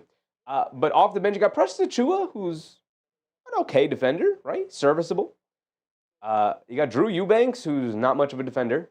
You got Malik Monk, who is a bad defender. You got Keon Ellis, decent defender. And you got Nick Clifford, a rookie, who doesn't have the reputation of being a defender either, even when he drafted him, right? They do have the rookie Devin Carter, who does not appear here, so I'm going to assume he's hurt. They do have the rookie Devin Carter, who plays a little bit of defense, but again, none of them are standout defensive players. They've done nothing to really do anything about this roster to improve it. I want to look right now, because Devin Carter is actually one of my favorite young players in the league. What happened to Devin Carter? Where's Devin Carter? He's not even on their injury report. Nor is he. Is he in the G League? They move him down to the G League? Here we go. We're going to check back into our regularly scheduled game anyway. I said, yeah, they got Precious for defense and Keegan Murray, and that's it. Yeah, neither one of those guys are standout defensive players. They're both just solid defensive players. Here we go, though. We're back in. Start of the second quarter. McDaniels has it up top. They get it over to Conley. Conley gets it down low to Randle. Randle being guarded by Iguodaro. Stop, turn, fall away jumper. Comes up short. Can't get the friendly roll. Now here come the Suns bringing it down the other way. Gets it over to Gillespie. A straightaway three, can't get it to go. They get it over to Randle. Great training down the middle of the lane. Misses a lefty layup. Here comes Gillespie pushing it the other way. Gillespie up top being guarded by Conley. He's going to look to dance with it. Gets it over to Brooks. Brooks coming to his right, being guarded by Randle. Driving it down. Stop. It's knocked out of his hands. He picks it back up. He's got nowhere to go. Kicks it up top to Booyah. They swing it out to Gillespie. Jab step. Driving to his left in the lane. Throws up a lob to Iguodala, who was hiding back there in the dunker spot. He comes up for a nice big two-handed hammer right over Naz Reid. And again, no Rudy Gobert. No paint protection. They get over to Conley. Conley on the right wing up top to DiVincenzo. They swing it over to Randle.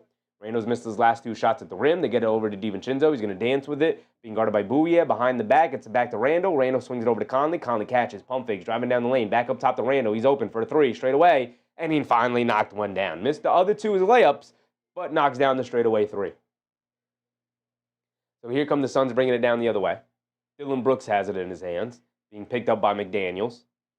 They get it over to Iguodala. Iguodala crosses over to his left on Randle. Hits the backdoor pass to Ryan Dunn, who smokes a layup onto the basket by yourself, and he missed it. Great pass from Iguodala. But a 10-cent finish from Ryan Dunn. Oof, that's a rough one.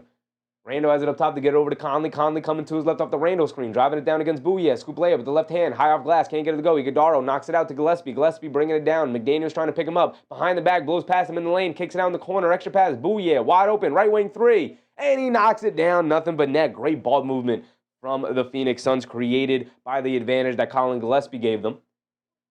And Randle has it up top. Being guarded by Iguodala, and a foul on Jamari Booyah. Being too handsy with Mike Conley.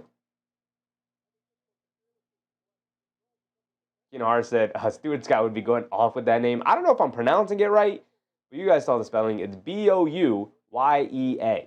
Booyah. I assume that's what it is, but maybe it's not. Randle has it on the left wing. Gets it over to Conley. Conley gets it back to Randle. Randle swings through to his left. They show multiple defenders. Picks up his handle. He's got nowhere to go. Now they recover. They get it over to Conley on the relocation. Conley can't get the three to go. Ryan Dunn with a good box down and rebound. And now here comes Booyah. Get over to back to Dunn. Dunn over to Brooks. Brooks being guarded by DiVincenzo. Backing him down. Backing him down. Stop, turn. Tries to step through. Gets it knocked out of his hands. It's a loose ball. And then ultimately they call a foul on Conley, I believe.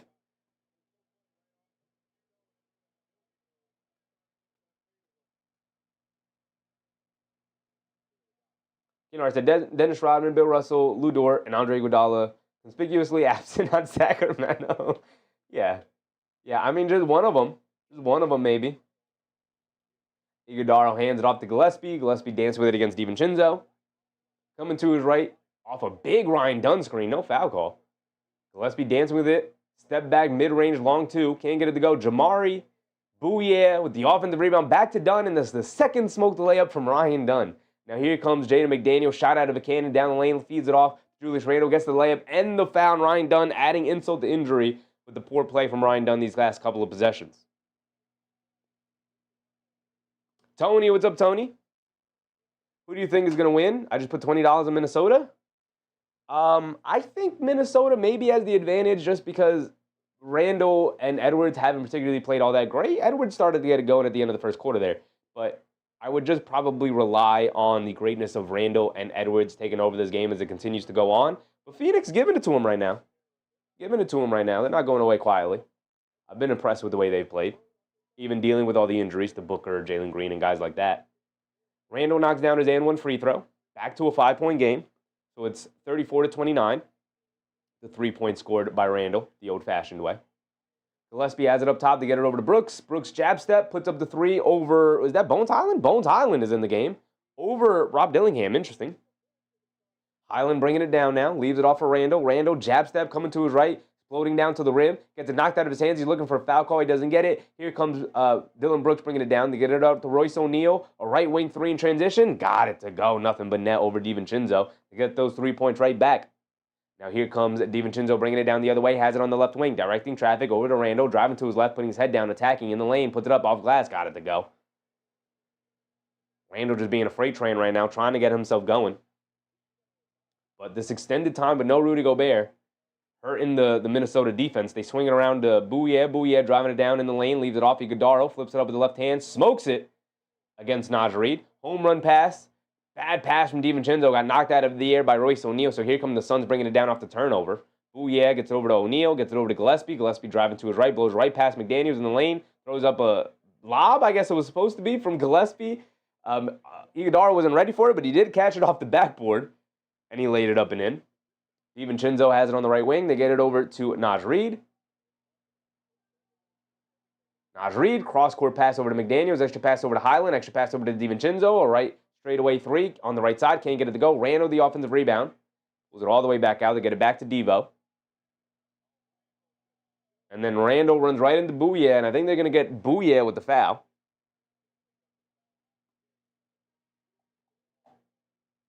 Student said, I put Desmond Bane on the sore loser list. He joins Crybaby Embiid. Yeah, Desmond Bane being a little bit of a weirdo as of late this season. Keanu said, in fact, I should take the over in Booyah just for the kicks. He's already knocked down 1-3. He's playing confident out there, I'll tell you that. He just subs out of the game now. Excuse me. Highland has it up top. Pocket pass to Randle. Mid-range jumper from Randle. Got it to go. Randle's starting to get it going now. He's being a lot more aggressive looking for a shot. 7 minutes to go.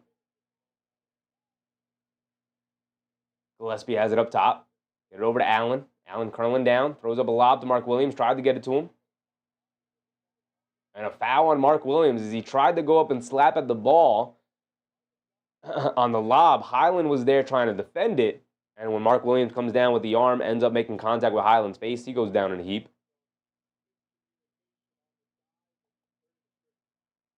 Tony said, who do you think is going to win? Probably... I don't want to... I think Minnesota's going to be able to pull this one out. I said Phoenix before the game started, and obviously they're sitting with the advantage right now with 6 points, but I just think Edwards and Randle, they haven't really gotten it going. I think if Edwards just decides, I'm going to knock down, a couple shots in a row, knock down a 3 or 2, same with Randle, Phoenix doesn't have much of an answer to keep pace with them, but as of right now, I've been pretty impressed with the way Phoenix has been playing. I said, I didn't like what I saw earlier in the year out of Bane. Talk about not mentally tough. I don't know what's wrong with him.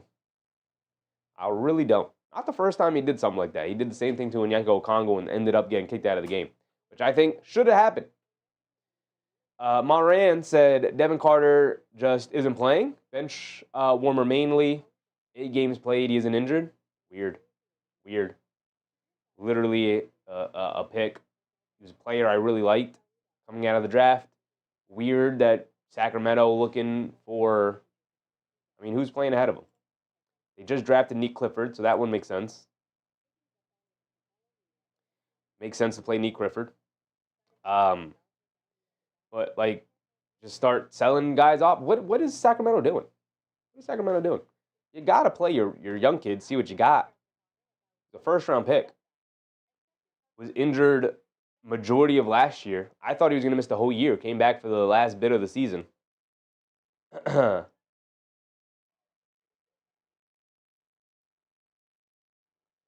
just got too many guards going on. You got DeRozan, Levine, Monk not winning you anything. Sell these pieces off. At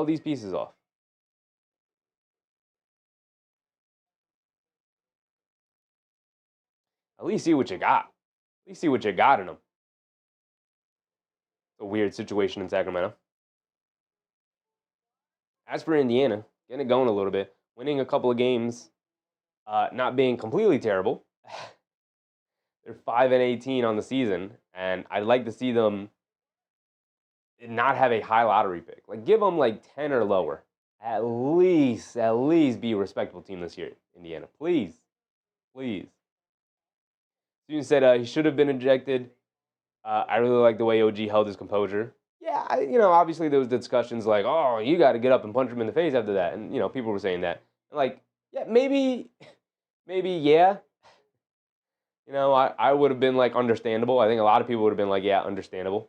But OG held his composure. He's obviously too important to get himself kicked out of a game and then suspended for multiple games by getting into a fight at that moment.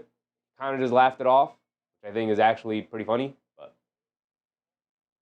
Moran said, Clips or Kings? Seattle, do it now.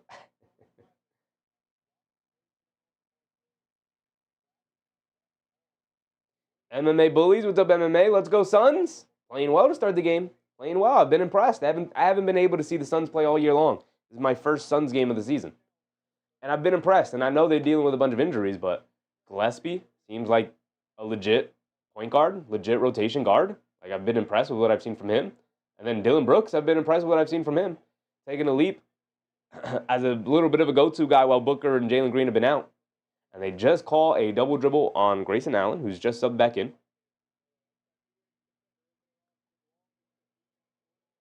Bones Highland has it up top. They get it over to McDaniels. McDaniels back to Highland. Highland gets it over to DiVincenzo. DiVincenzo, a straightaway three off the Gobert screen. Can't get it to go. Nothing going down from the perimeter for the Timberwolves here tonight.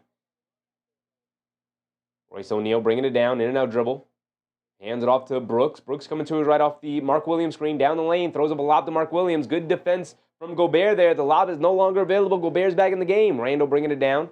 Throws the lob up to Gobert, and that's how it's done. Julius Randle said, anything you can do, I can definitely do better. He gets the lob connect with Rudy Gobert there. Dillon Brooks on the left wing, spinning off of Randle. Now coming to his left off the Williams screen. Good defense from Randle here. Brooks is nowhere to go. Randle poking at the ball. Brooks is now going to take it personally. Stop, fall away baseline jumper over him. Too short, can't get it to go. Good defense from Randle. It had to DiVincenzo. Cross court over to McDaniels. McDaniels bringing it down. They get it over to Randle. Randle tried to hit the bullet pass over to McDaniels. Was not prepared for it. Ended up turning it over. And Randle saying, my bad. It's a bad pass. It is a bad pass from Randle. Low-key Dan Gaming. What's up, Low-key? Who's your favorite player? My favorite player in the NBA right now is probably Giannis. Love me some Giannis. I just like a classic, old school big man. Just, you're too little. I'm gonna move you out of the paint. Just my favorite archetype of player.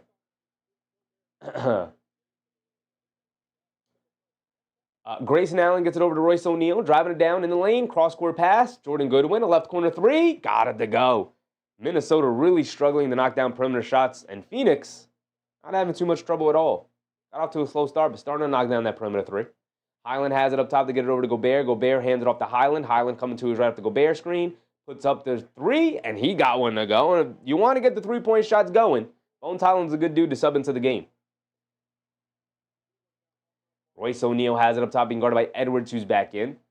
Gets it over to Allen, coming to his right, off a handoff, and he gets fouled by Edwards.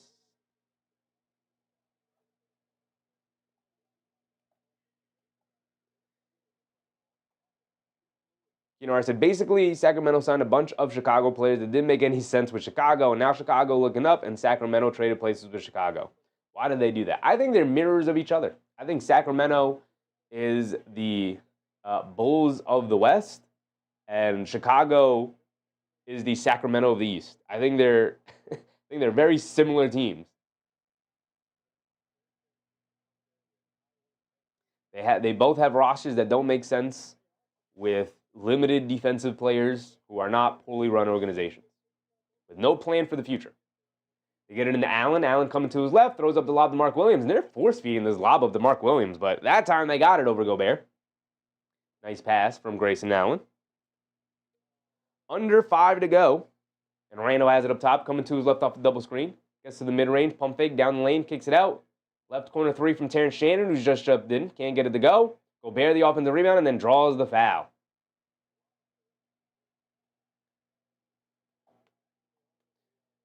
Marianne said, I hope both teams have fun. And Ian gets 35. Yeah, both teams have a good time tonight. I agree with you. Moran said, glad Mark Williams didn't go to the Lakers. I'm sure the Suns are too. Mark Williams, pretty solid. When healthy. We'll see. We'll see if he can maintain this health. But Bones Highland, left corner three, can't get it to go. Gobert battling for the loose ball rebound. He's able to recover it, throws it over his head in the air. But right to Anthony Edwards. Great save from Gobert. Now Edwards has it up top, coming to his right. Shot clock winding down. He's going to heave like a 30-footer, and he's going to knock it down. Nothing but net, because of course he is. And it's a three-point game. I told you I was leaning more Minnesota as the game was waning on. Let's see how the Suns answer. Grayson Allen bump Euro down the lane, and they call the offensive foul on Grayson Allen. He's calling for a challenge. I don't think he's going to get that from his coaching staff.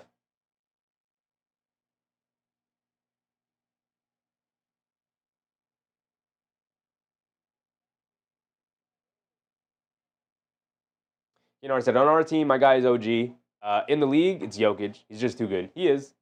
He is. He's so good though that I find it somewhat boring. It's crazy. I can't explain it. I find it somewhat boring watching Jokic because I'm just like, yeah, he's great. Yeah, he's great. You know, like what else? Like he throws a slick, ridiculous pass, and I'm like, oh, awesome, awesome. You know, I don't know what it is. I don't know what it is about about Jokic, but I'm just like, cool, man, cool. Yeah, you're the best player in the league. I get it. On our team, who's my favorite player? I've said this before. It's probably Mitchell Robinson. When Mitchell Robinson is going, when he does the things that he does, when he's like playing well, Big Mitch. Maybe, man, I don't know. It's just something about the big man position that I just enjoy watching. Maybe it's just seeing an incredibly large human being moving a smaller human being out of the paint and dunking it. Maybe it's something to do about that, but I do love me some OG Anunoby, though. He might be second. Might be second on the list. Moran said I like Dottier. I mean, I'm always going to root for the rookies. So Dottier is now off the list. He's now a sophomore. My guy is now Mo Diawara, rooting for the rookie. Low key said LeBron went crazy yesterday. He did, right? He scored like 10, 11 points in a row in the clutch. Pulled that game out. We can go around the league for yesterday's game. Do that.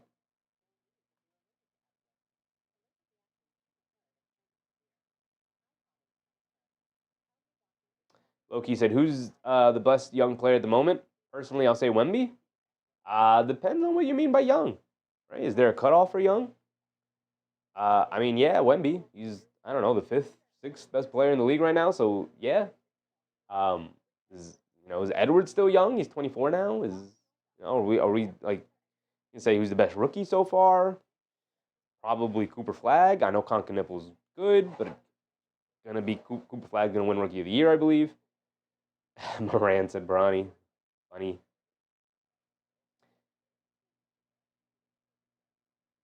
Yeah, I don't know. What do we mean by young? How young is young? Right? Is 24 too old to be young? Is it 25 and under? The Suns are using their challenge here, by the way. Suns are using their challenge. You know, I said Wemby is a young super, super exciting, great attitude. Yeah, yeah. I mean, Wemby is like, I just want to see him back on the court. I want to see him back on the court. Rumors are heating up that he's close to returning, like as in maybe next game, close to returning. I can look up Wemby's name real quick.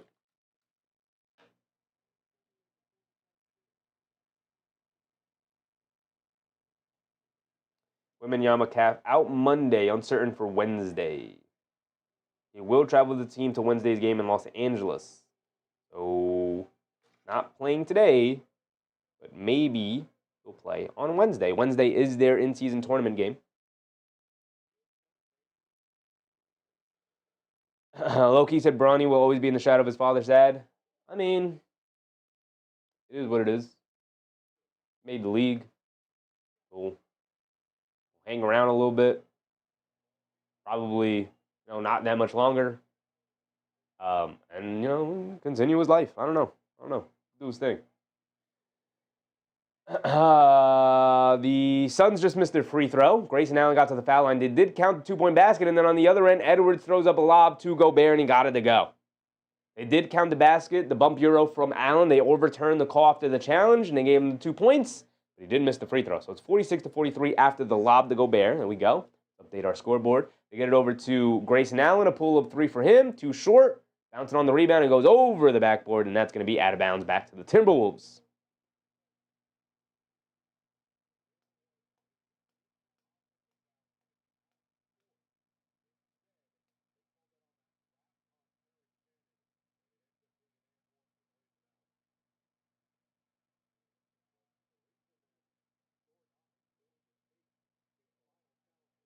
They get it over to Edwards. Edwards up top, coming to his right, dancing with it. Being guarded by Allen. Edwards, pull-up three over Allen. Can't get it to go. Battle for the loose ball rebound. Royce O'Neal can't hold on to it, and it's out of bounds back to the Timberwolves.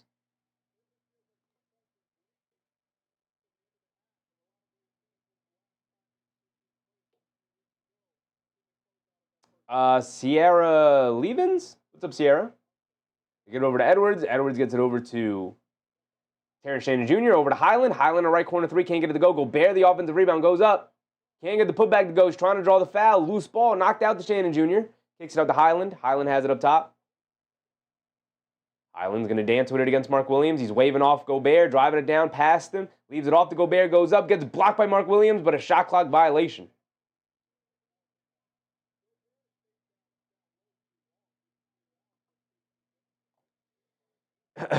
Sierra said, can put the thing back. My bad, Sierra, my bad. There you go. There we go. The game cast back up. The Suns bringing it down the other way. Mark Williams has it up top. Hands it off to Allen. Allen coming to his right. Puts up the three off the handoff. Got it to go for Grayson Allen. I believe his first made three of the game. Bag up by 6 for the Suns. Continuing to keep the Timberwolves an arm's length away. We got 2.5 to go here before halftime. Edwards driving it down. Draws the foul. Mark Williams putting his head down, going to the basket. He's going to go to the foul line for 2 free throws.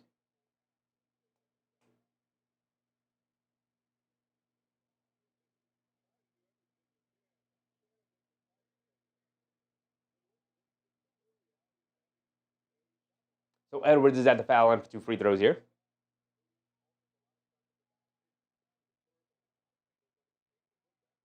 Got the first one to go.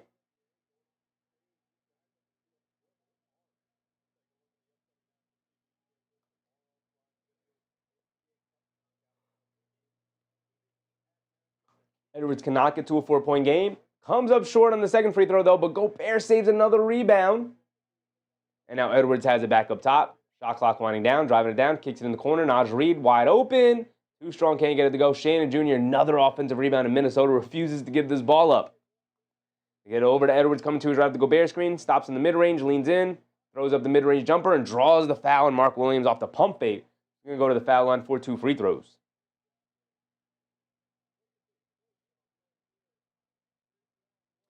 Reed, what's up, Ree?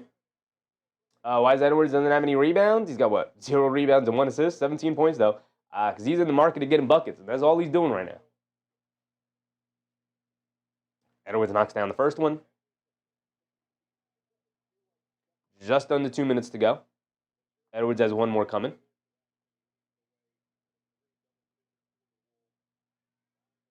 Knocks them both down.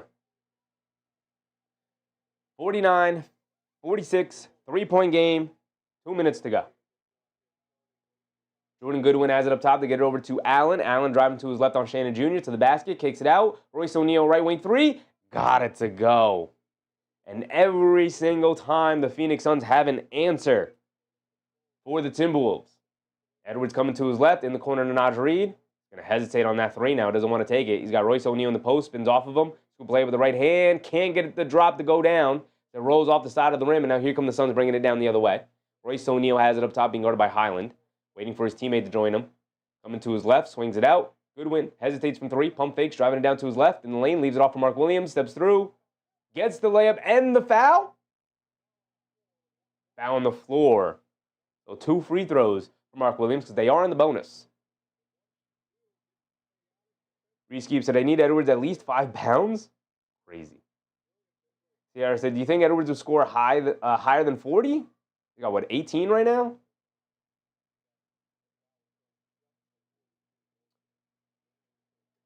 Huh. No, I don't think so. I think at some point Minnesota will start to knock down some threes, and he won't have to take on as big of a burden offensively. Loki said, I was watching the France-Tokyo Olympics final when USA won. Curry really carried and was clutch. When is Curry coming back from injury? I don't know. I think it's going to be out a little bit of time. When you get old, man, injuries take a while to heal back up. Mark Williams knocks down both free throws. Get it over to Naz Reid, left wing 3. This time he gets it to go down.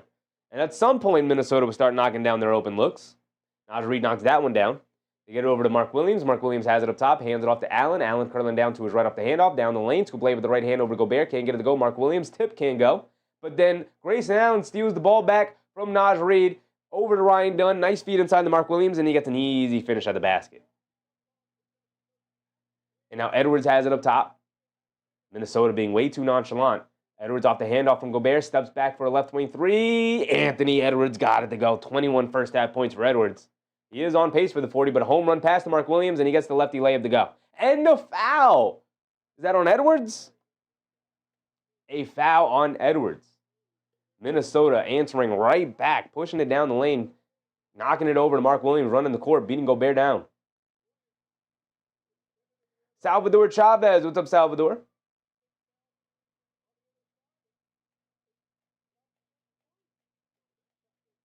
You know, I said Royce O'Neal was always shooting well whenever I watch him.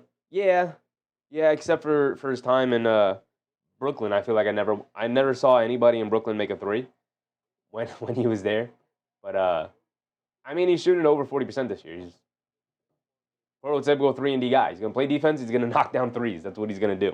Mark Williams knocks down his and one free throw. 38 seconds to go. Bones Highland has it up top, being guarded by Grayson Allen. Calling for a screen from Gobert. Coming to his left, the pull-up three for Highland. Got that one to go. It might not have to be the Anthony Edwards show. They can get some of the role guys to start knocking down the shots. Goodwin gets it over to O'Neal. O'Neal has it up top. And hold it for the final shot. There's about a 8-second difference between game clock and shot clock, so run your offense. O'Neal directing traffic, coming to his right, stops, leaves it off for Allen, driving to his left, steps back, sidestep, steps through, throws up a terrible mid-range, one-legged, jumping forward floater-looking shot, and he got it to go down. They gave him 3 points for that? Should be 2. 61-55. They get it out to Naz Reid. Left corner three for him at the buzzer. Can't get it to go. Battle for the rebound. Gobert knocks it up and in. Good hustle by Gobert. He's been dominating the offensive glass here. 3/4 court heave for Royce O'Neal. Doesn't come close, and that will be the end of the first half. 62-58. Or 61. I even gave them 3 points. 61-58. 3-point game. Again, don't feel like Minnesota's played all that well, and it's a 3-point game. It's a 3-point game.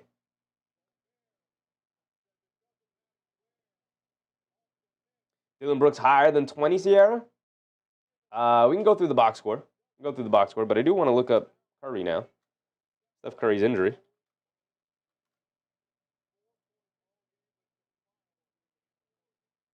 Curry. All right. Stuff not about his injury is coming up. Let's look up Steph Curry injury. Making good progress after missing the last 4 games due to the quad contusion. The Warriors announced Curry will likely begin practicing with the Warriors on Wednesday. Could make his return as soon as Friday. So expect maybe Friday, when you should start expecting to see him back. Loki said 6 points in 4 seconds is crazy. I mean, feels like Minnesota falling asleep at the wheel a couple of times there. Let's leave this set up, and we'll open up a new tab. We can come back to it. Let's go through our box score. Indiana not necessarily running away. It's only 12. So we'll keep an eye on that. We can go through the box score, see where everybody's sitting right now. Mark Williams, 14 points, which is nice to see.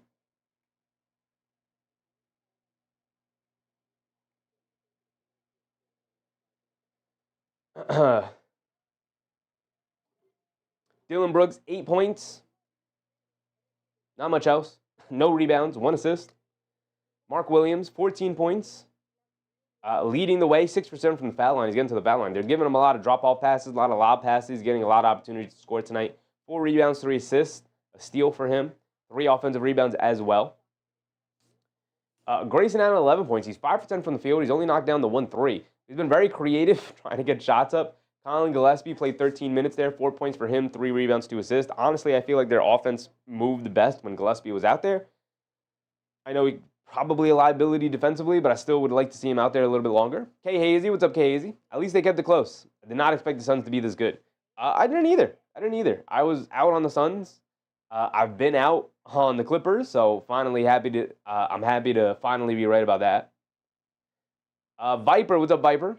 Do you think that Ant can get 9 rebounds and assists? I do not. Not tonight. I mean, maybe. Obviously, it's always a possibility with Anthony Edwards, but he's only sitting on 1 right now. So, can he get 5 assists and 4 rebounds in this game tonight? Possibly. He could definitely grab 5 or 6 rebounds, and then he'd need 3 assists, 3 or 4 assists. I just don't think I see him getting that tonight. Maybe because he's playing so well. He's 7 for 10 from the field. He's got 21 points in the first half, so maybe Phoenix changes up their coverage on him and they start double-teaming him more, forces him to give the ball up. And, I have talked about how I do think Minnesota will start, their role players will actually start knocking down shots outside of Edwards.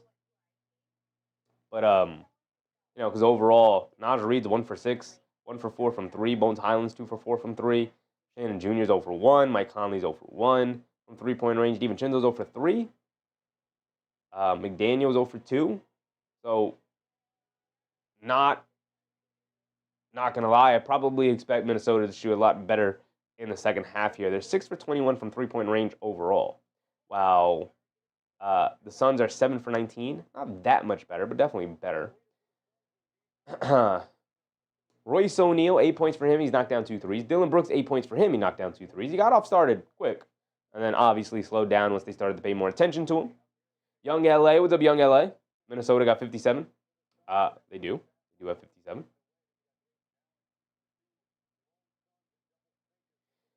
Reese Keep said, not going to lie, Mark Williams going hard right now. He is. He's trying to get his team a victory. Playing well.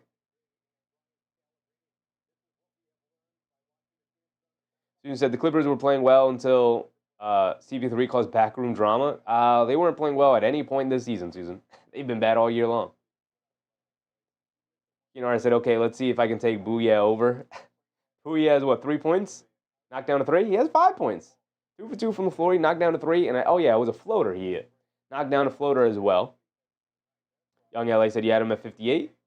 I did? Well, then I'll adjust it. I could adjust it right now so I don't forget. I did have him at 58. Thank you, Young LA. 61 to 57. There you go.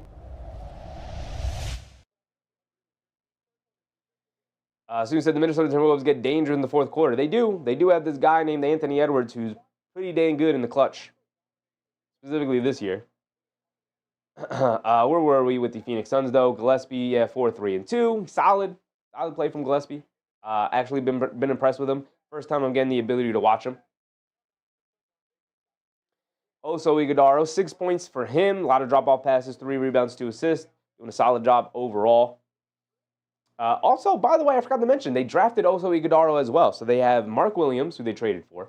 They have Nick Richards, who they traded for. Then they drafted also Iguodala a couple of years ago. And then this last draft, they drafted Kaman Maluwak. They have 4 big men who you should probably be giving playing time to. Doesn't make sense to me. They need a consolidation trade.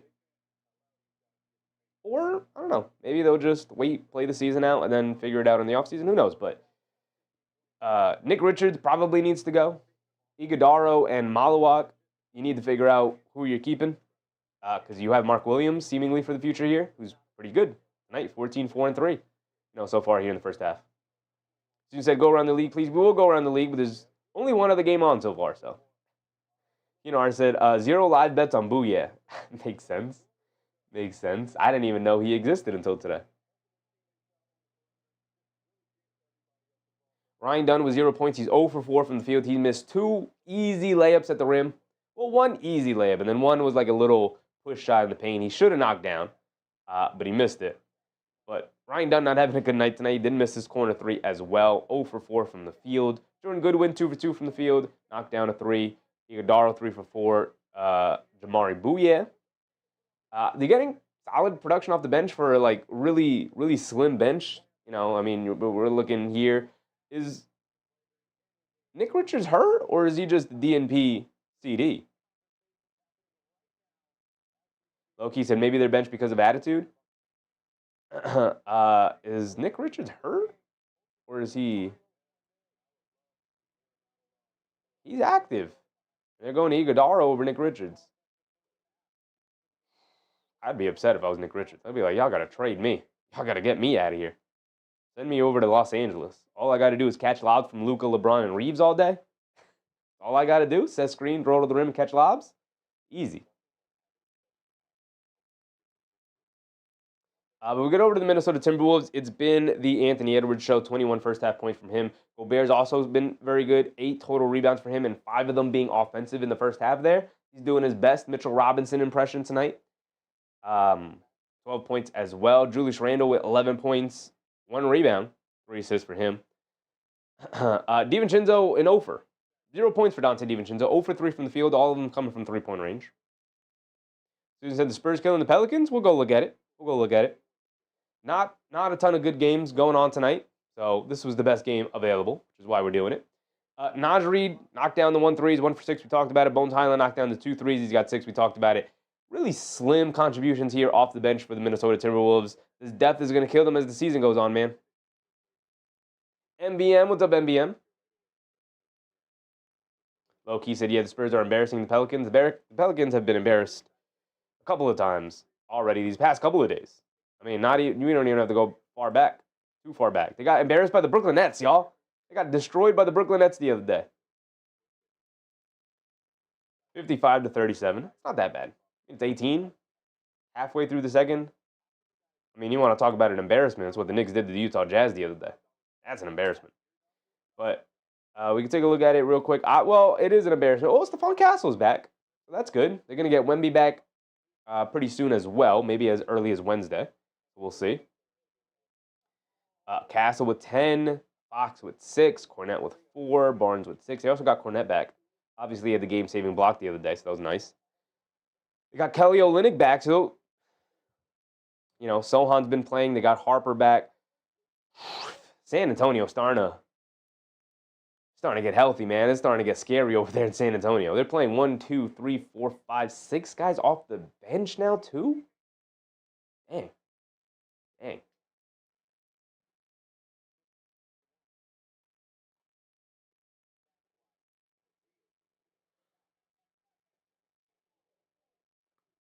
Susan said, if Brooklyn catches you in their net, you're definitely suspect, for sure. For sure.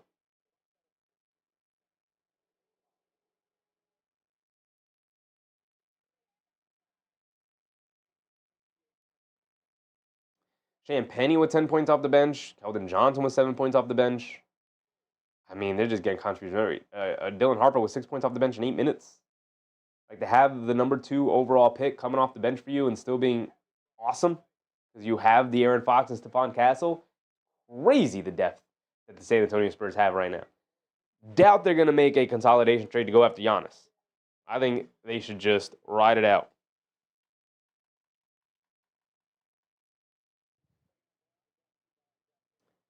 King Mundo, what's up, King? $4 for $1 million, 19-leg parlay, 16 or 19 green so far, waiting for Minnesota minus 9.5 and under 224.5, and the Clippers plus 2.5 against Philly.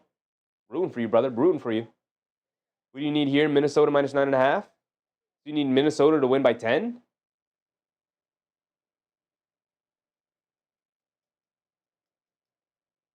Loki said it's going to be a 50-plus gap. Feel bad for the Pelicans. I feel bad for the fans. I don't feel bad for the organization. I feel bad for the fans, though. Right? I mean, they are like speed running how to kill a fan base. They're hyped up. They win the Zion Williamson lottery. And he's brought them nothing. A couple of highlights here and there is all he's brought them.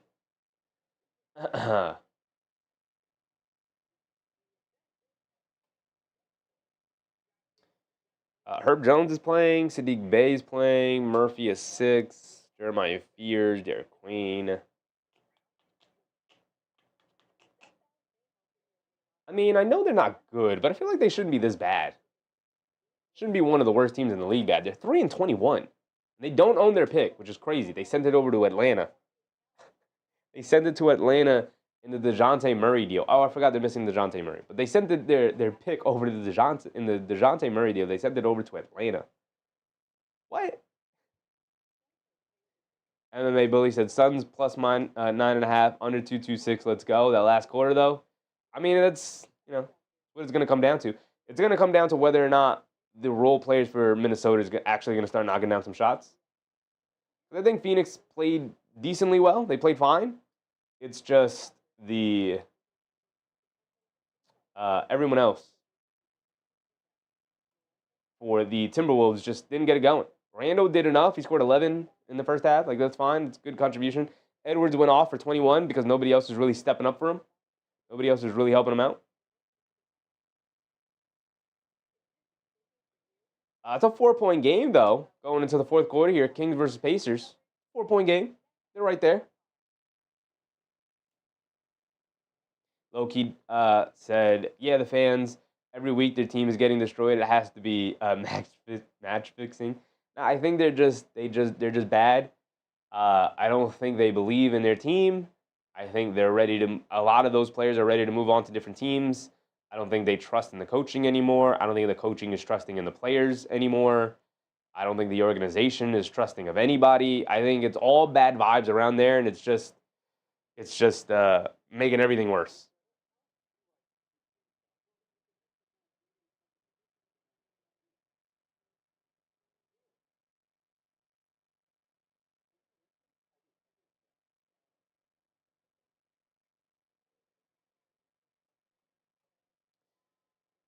Tomorrow is the big game. We can go over the games yesterday, right? Because we had our Knicks game early in the day. We didn't get to go around the league after that. We know the Celtics beat the Raptors. The Nuggets beat the Hornets, to be expected. The Grizzlies beat the Blazers. Grizzlies fighting back, hovering around 500, 11-13. Don't sleep on the Grizzlies with the return of, that's Santi Aldama, the return of Zach Edey. Zach Edey is really starting to turn things around for the Trailblazers here. The Warriors beat the crap out of the Bulls. Steph Curry-less Warriors. My goodness, Chicago sucks. They're 9-14 now after a 5-0 start to the season. Lakers beat the 76ers with the help of LeBron going off in the fourth. And then the Thunder expectedly destroyed the Jazz. Makes sense.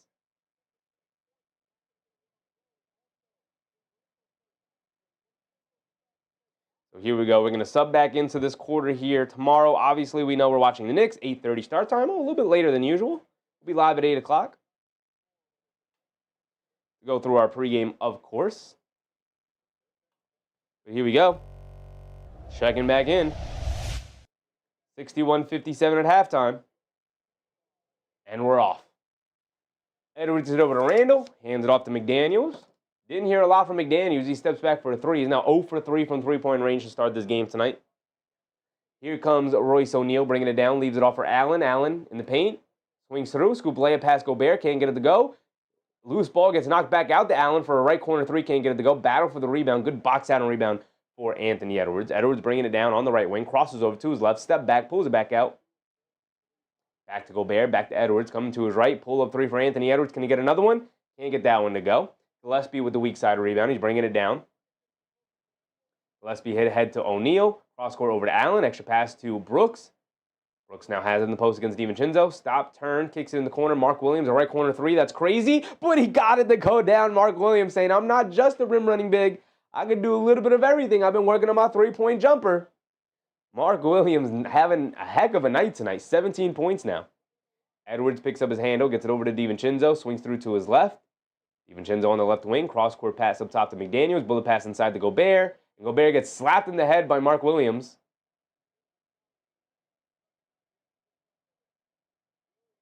And Mark Williams just smacked him in the head. Hand came across the face. Mark Williams saying, I smacked him in the shoulder. He's exaggerating. Forgot to restart the timer. Third quarter. Here we go. They're going to check the replay here. It looked like he definitely smacked him in the head. Came across his face.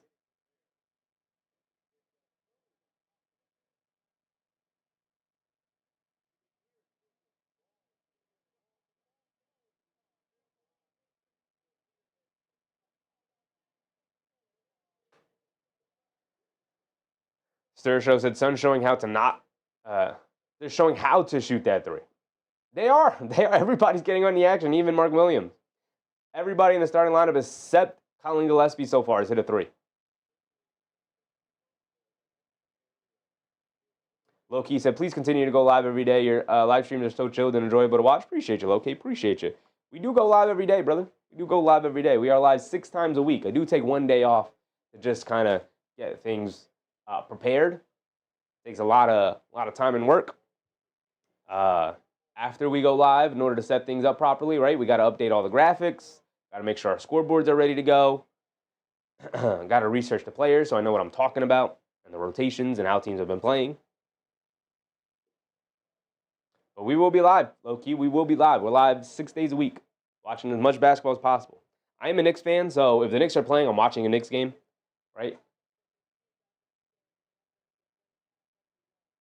Flagrant foul 1 on Mark Williams for the smack of the head of Gobert. It wasn't inadvertent, but you still smacked him in the head, dude. So he's going to get hit with a flagrant win here. 2 free throws for Rudy Gobert, and the Timberwolves will get the ball back. Chi-Chi, what's up, Chi-Chi? OG and Mr. Robinson. That's all I'm giving for Giannis, nothing else. Then you're not getting Giannis, Chi-Chi. I mean, and I agree with you. But I'm also not giving them OG. You know? You're going to take Mitchell Robinson or nothing. And that's it. But that's not going to happen. So, Giannis will not be a Knick. So, we can move on from that. Gigi said, no days off, no sleeping in. We'll see. We'll see. We are locked in for 6 days a week. And then who knows if there's a tempting enough game on that 7th day. There's a tempting enough game on that 7th day. We might go live for the 7th day. Rodney Slinger, what's up, Rodney? This is great. Thanks. Appreciate you, Rodney. Appreciate you. Hope you guys are having a good time tonight. I like to go live and just have fun with people watching basketball because I love watching basketball. Gobert misses the first free throw. Why is it 58? Did he hit the other one? He did hit the other one. So he split the flagrant free throws. 64-58. Timberwolves get the ball back. 6-point game. Phoenix leading. They get it into Edwards. Edwards gets it over to DiVincenzo. Down the lane. Foul line pull-up jumper for Donte. Got it to go. Maybe that can get him going. His first made shot of the night. He has been misfiring all over the place. Dillon Brooks bringing it down. Coming to his right. Blows past Randle. Gets into the lane. And draws the foul on Julius Randle.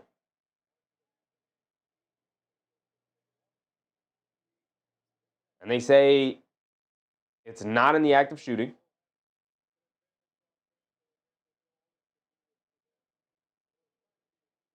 Now they say it's in the act of shooting. He's going to go to the foul line for 2 free throws. 10:30 to go. Low-key said, definitely got a new fan, bro. Appreciate you, Low-key. Appreciate you, man. Going to be here every day supporting you every time, and I'll post on Instagram story every time you go live so I can get so you can get new supporters. Appreciate you, low-key, man. Appreciate you spreading the word, man. Thank you. Thank you. Appreciate you. Dillon Brooks knocks down the first free throw. Misses the second one. Spoke too soon. Splits them there. 65-60 now. Edwards bringing it down, being picked up by Allen. Gets it over to Randle. Randle being guarded by Brooks. Randle coming to his right, driving it down in the lane, hop step, shoves it over to Gobert, 2-handed slam for Rudy Gobert. And Randle's doing a great job all night long of finding Rudy Gobert, keeping him involved in the offense.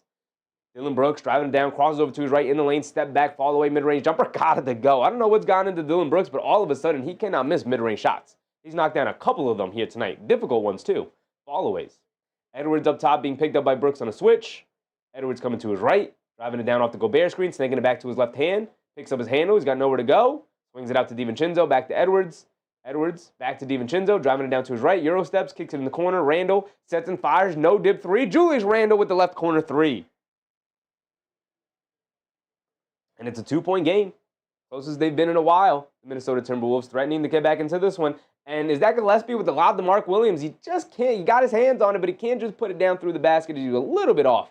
Randle dancing with it now. Spins off. Back crossover in the middle of the lane, kicks it out, DiVincenzo, right corner, no hesitation. Line me up, can't get it to go. And now here comes Phoenix. Beautiful play from Julius Randle there. Still a 2-point lead for Phoenix. They get it out to Allen, Gillespie, over to Allen, back to Gillespie. I know that was the other way around. I can't tell these two dudes apart. They have to, one of them's got to put a headband on or something, or an arm sleeve, something to differentiate them. Down the lane, Dillon Brooks leans in, stops, fall away again. The same shot, way off on that one. But Gillespie chases down the loose ball, shoves it up, and chucks it up for the mid-range, and he got it to go down. Colin Gillespie and the Phoenix Suns in general chasing down these 50-50 balls. They've won a multitude of them all night long. They get it over to Gobert. Back out to Edwards. Edwards by the half-court line, coming to his right, being guarded by Allen. They show 2 defenders. Edwards methodically dribbling into the mid-range. Now has it in the post. Little fall-away turnaround jumper over Allen. Got to his spot and knocked it down for Anthony Edwards. Still a 2-point game. Gillespie rushing it down, shoves it out to Allen. Allen hesitates from the left corner 3. Good closeout from DiVincenzo. Back to Gillespie, a 3. In and out, halfway down, but he can't get it to stay. And here comes Edwards bringing it down the other way. Edwards shot out of a cannon, blows past Royce O'Neal, and out of bounds off of the Suns. And Edwards saying, how is that not a foul? You wrapped me up at the half-court line. Gillespie remains the lone Phoenix Suns starter to not knock down a three. He's 0 for 3 from three-point range now. They get it over to Edwards. Edwards again has it in the post, this time along the left baseline. Stop, turn, fall-away jumper again. Same shot, same result for Anthony Edwards. Maybe developing a go-to move for Anthony Edwards. Gillespie bringing it down the other way. They show two. They get it out to O'Neal. O'Neal down low inside to a rolling Mark Williams, who gets fouled by Gobert, and Williams ends up hurting something. Hand, ribs, chest, something. He's down on the floor in some pain. Gobert got a little bit of payback there on the foul. I don't think he meant to hurt him. Mark Williams in some serious pain. He's still on the floor. Still on the floor. He's got his left hand wrapped. Thumb. He's saying he got smacked. He looks like he's holding his ribs. Oh, yeah. Oh, yeah. That might be a flagrant on Gobert. That's just a receipt. Gobert gave it back to him. The forearm to the ribs. That could crack a rib right there. That could crack a rib. Yeah, it's a tough spot to get hit. Gobert did it intentionally. Would not be surprised if they gave him a technical here. I mean, a flagrant. Jasper, what's up, Jasper? Mic cutting out, is it? Anybody else having issues with the sound tonight?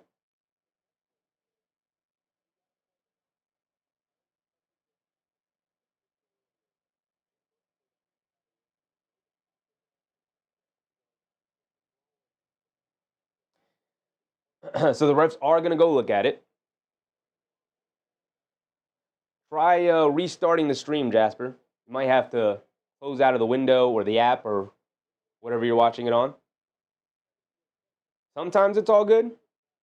Weird. I'll look into it. That's going to be a flagrant on Rudy Gobert. I mean, he clearly went into him with the forearm and the ribs, which is some retaliation. Jasper said, you doing good work? Appreciate you, Jasper. Appreciate you. Let me know if it continues to be an issue for you. I'll, even after you reset the stream, I'll look into it. I'll look into it this week.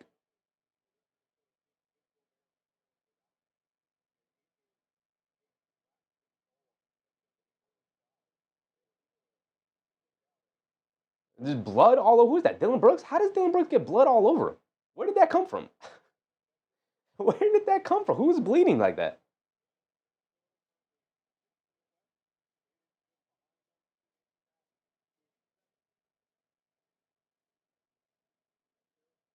So we're tied at 69. 8 minutes to go here in the third quarter. The refs are reviewing this flagrant here, and they got a decision.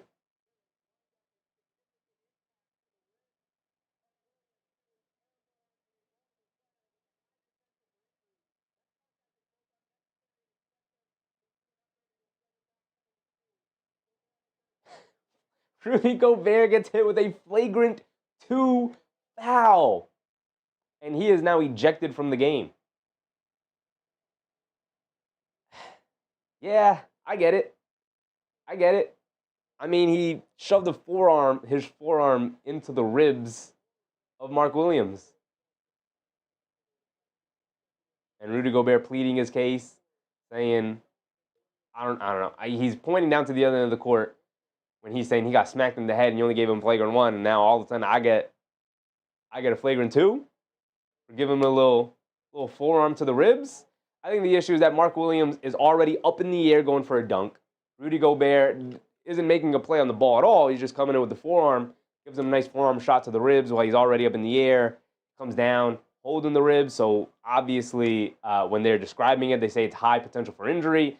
Clearly, taking a shot to the ribs is tough. That is a high potential for injury. You could crack a rib very easily. Ribs are very, very fragile. Mark Williams took the foul on 2 free throws. He misses the first. But Rudy Gobert is now out of the game, and now all of a sudden, the Phoenix Suns are going to have a huge advantage because the Minnesota Timberwolves defense falls off a complete cliff without Rudy Gobert.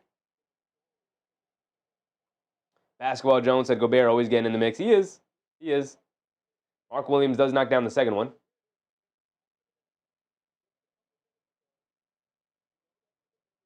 Viper said that Ant 9 rebounds and assists looking pretty good. 2 and 2. He's got 4. Yeah, it's looking pretty decent with no No Rudy Gobert now. We'll see. Mark Williams hands it off to Gillespie. No, hand it off to Allen, out to Gillespie. Driving it down, inside pass to Mark Williams. Gets knocked out of bounds by Naz Reid. Good rotation for Reid to knock it out of bounds. Suns Jen, what's up, Suns? Are you a Suns fan? You said hate to see that ejection? I don't know. If I was, it's not like anybody got hurt. I'd be kind of happy to see one of the better players get ejected out of a game for my team to pull out the victory. O'Neal has it up top, dancing with it against Reid. Driving to his left, throws up a lob to Mark Williams, and Mark Williams able to guide it right down through the basket. Couldn't get the dunk off, but he guided it through. And Mark Williams having a heck of a night. 20 points already for Mark Williams. With Rudy Gobert out, he's going to continue to eat even more now. Randle driving it down, loses the handle out of bounds. Here comes Phoenix, bringing it down the other way. They're already holding on to a 3-point lead, 7:25 to go. Son said, I want to see the best guys playing. True. I mean, for me, as a non-fan of either one of these teams, a step back three for Allen, can't get it to go. Fight for the rebound, Minnesota pulls it out. I'm not a fan of either one of these teams, so it sucks to see Gobert go, because now I think Phoenix has a chance of running away with it, as Naz Reid misses the transition three. I hope it just continues to be a good game. Dillon Brooks, a mid-range pull-up jumper, can't get it to go. Naz Reid clears with the rebound, gets it out to Edwards. Edwards bringing it down. Edwards over the top pass to Randle. Randle has an opposed being guarded by Grayson Allen. A mismatch. Going to drive it to his right. Stops, turns, spins, knocked out of his hands. Recovers it, kicks it over to Edwards. Edwards one-on-one against Dillon Brooks. Crosses over again. Now coming down to his left. High off glass with his left hand. Got it to go. Didn't even have to bring his right hand into it. Kept it in his left the whole way. 6:30 to go now. Got to restart the timer. They get over to Dillon Brooks. Up top, being guarded by Edwards. Coming to his right, off the Gillespie screen. Now McDaniels picking up. Brooks down the lane. Pump fake, leans in. Draws the foul. Dillon Brooks got him off his feet just enough. Just enough to lean into him and draw the foul. So Dillon Brooks will go to the foul line for 2 free throws. And we're going to get a timeout here. So now Edwards, that 40 points, someone asked me about Edwards' 40 points earlier in the night, is looking like Edwards is going to have to get some 40 points tonight in order to carry the team. He's now up to 27. So 40, very much in sight. Very much in sight. We have 6:21 to go, so we'll sync it up right here. 3, 2, and 1. Oh, and it skipped over to 20. Cool. Sierra said, I bet on him. Looking like a good bet, Sierra. Looking like a good bet. Rudy Gobert out. Julius Randle sitting on 14 points. Anthony Edwards cooking the night. He's 10 for 14 from the field. Ball's probably going to find his hands a lot more, considering that without Gobert, they're probably going to be relying on their offense to pull this victory out tonight, because their defense is terrible with no Rudy Gobert.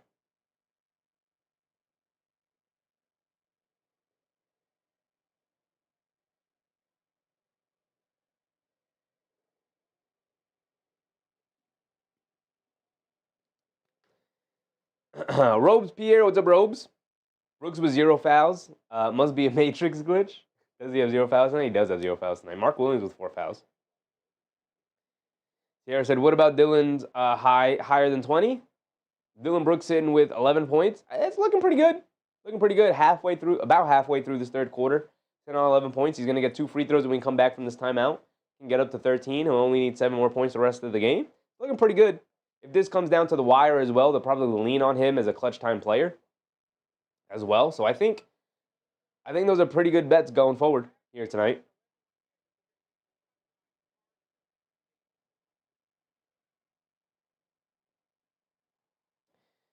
I shouldn't have done that. Let's leave that there, and then we can go to the box score over here. Game still bad tonight? Only 2 games tomorrow. Only 2 games tomorrow.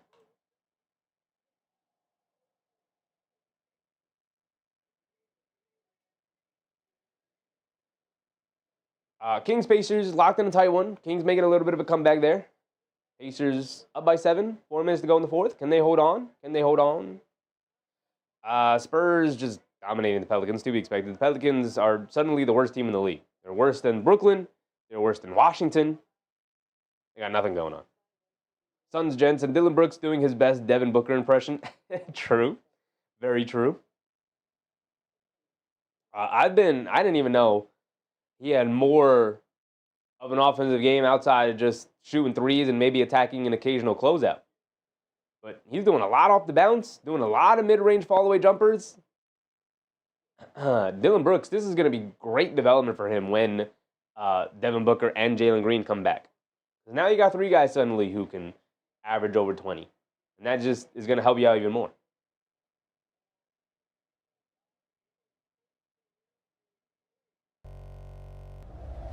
Here we go. Looks like we're checking back into the game. After the timeout, Dillon Brooks should be at the foul line for 2.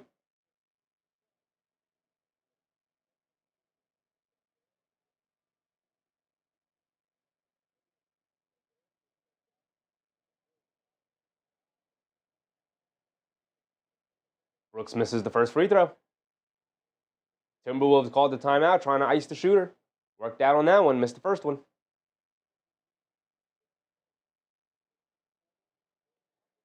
Suns Gen said, redeeming careers in Phoenix, just as Grayson Allen. True. We talked about Grayson Allen in the pregame, how he's kind of just been this like forgotten player in the league. But he's pulled himself together here in Phoenix. Dillon Brooks did knock down the second free throw. Edwards puts up the foul line jumper and gets fouled by Grayson Allen. He's going to go to the foul line for 2 free throws.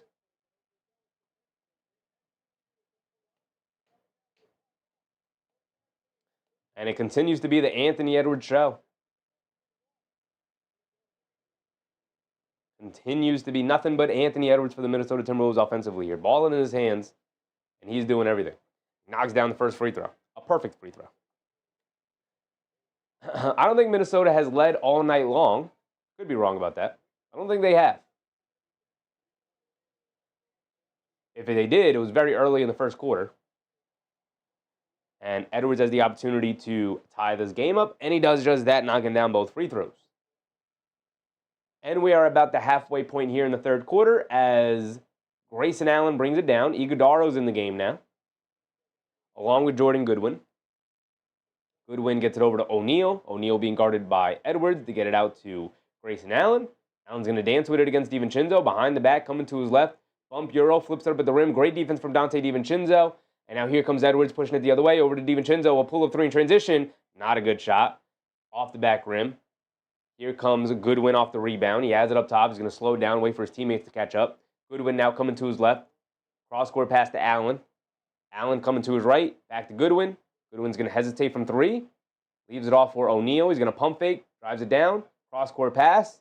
Ryan Dunn pump fakes. Driving to his left. Scoop play with the left hand. Got it to go for Ryan Dunn. Smooth finish in the paint there from Ryan Dunn. And Phoenix maintaining the lead, however small, maintaining the lead. They get over to Edwards. Edwards high post. Gets knocked out of bounds by Goodwin. Goodwin, a good solid defender. Got his hands full with Anthony Edwards tonight, though. He's got it going.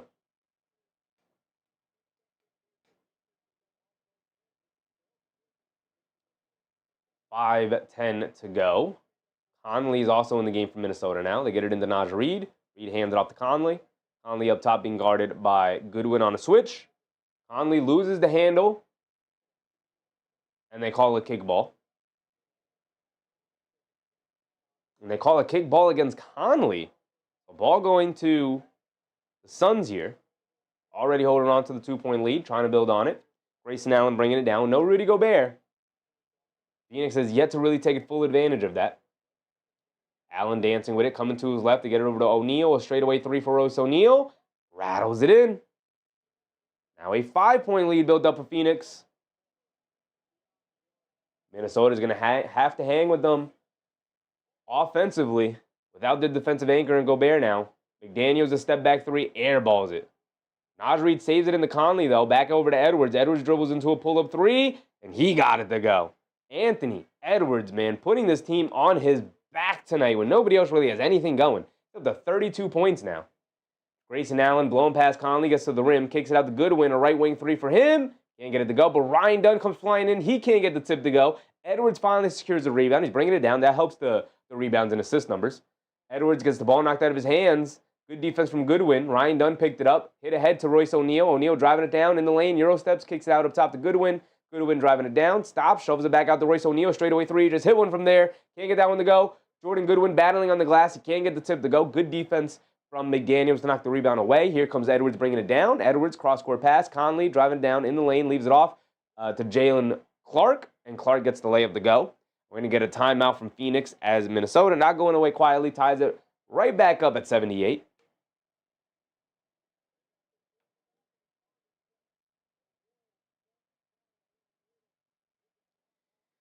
Student said, Minnesota Timberwolves are suspect. Don't have an opinion on them. Really care how far they'll go in the postseason.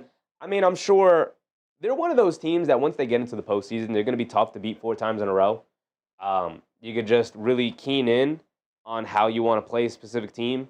With Gobert and McDaniels, you could just really set up a really good defensive game plan to help hide and mitigate some of your weaker defenders.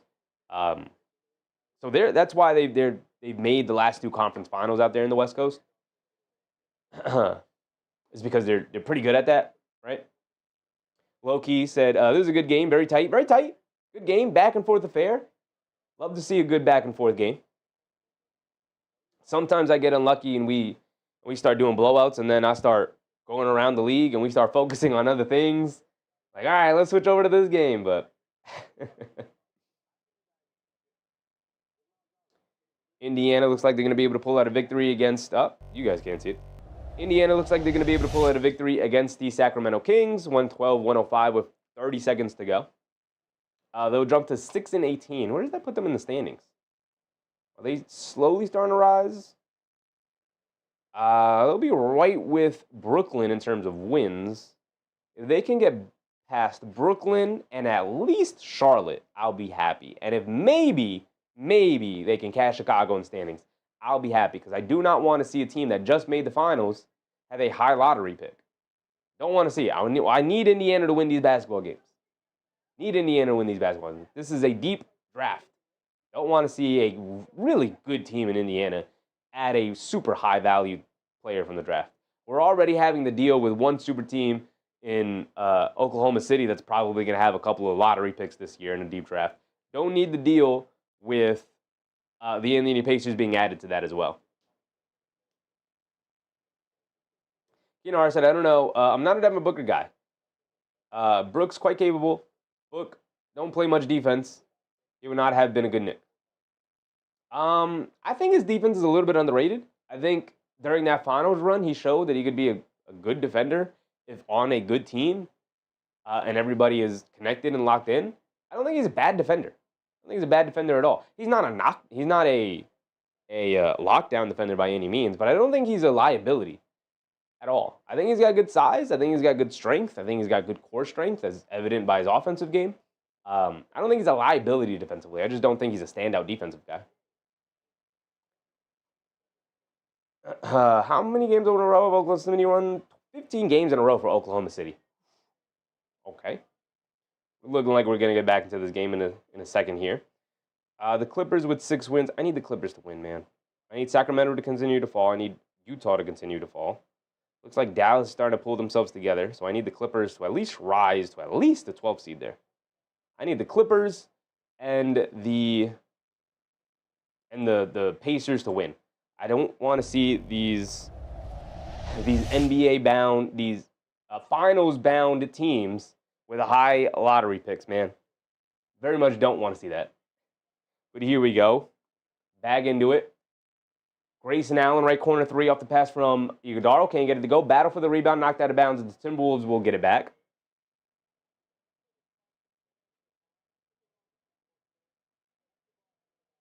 Rose Pierre said, how the hell did the Pacers go to the finals? Some luck, some hard work, some determination, some damn good basketball. And they made it. They made it. Randle has it in the mid-range. Pump fake jab step, puts up the mid-range jumper and rattles it in. Julius Randle has chipped in some here, but he hasn't had sort of a dominant enough game, it feels like. He's sitting with 16 points now. Need a little bit more out of Julius Randle, especially with Rudy Gobert out now. You're going to need a lot more offensive production. Dillon Brooks dancing with it against Randle. Hands it off to O'Neal. It was that Goodwin. Excuse me, Goodwin. Now gets it back to Brooks, being guarded by Jalen Clark. Clark, a good defender. Backing him down. All the way mid-range jumper for him, and he got it to go with the shot clock buzzer. Of course, Dillon Brooks has been automatic with these fall-away mid-range jumpers. Who would have thought it? Who would have thought Dillon Brooks had this in his bag? Here comes Anthony Edwards bringing it down the other way. Dillon Brooks, 5 for 14 from the field. He's up to 14 points. To get it over to Randle, not efficient, but doing enough. To get it over to Conley in the corner. Conley Pulls it back out, up top to Randle. Randle being guarded by Iguodala. Randle's going to dance with it. Over to Edwards. Catches. Pump fake. Step back. Pump fake. Now puts it up again. Well contested. Can't get it to go. Brooks with the rebound. Here comes Allen. Allen bringing it down. Right side of the court. Being picked up by Naz Reid. Tried to hit the over-the-top pass. And Mike Conley knocked that out of the air. And then they call a foul on Grayson Allen as he gets tangled up with Mike Conley. Ball's going to go back to the Timberwolves here.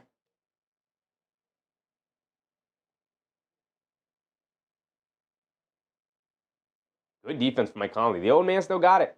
Unk still got it, man. Student said, what is going on with Obi Toppin? What's going on with Obi Toppin? I haven't heard anything about the Indiana Pacers. I just check their scoreboards every now and again. Has he not been playing, right? He's been injured, I'm pretty sure. Conley gets into the lane, kicks it in the corner to Randle. Randle has it. Jab step, driving it down, spins. A lot of contact. Draws the foul. Can't get the bank shot to go. But he will go to the foul line for 2 free throws. Now under 2 minutes to go.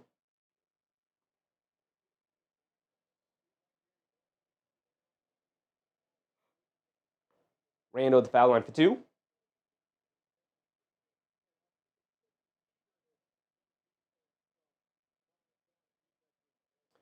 Randle gets the first one to go. Nice friendly bounce off the rim. Minnesota takes a lead. First time since, I believe, the first quarter.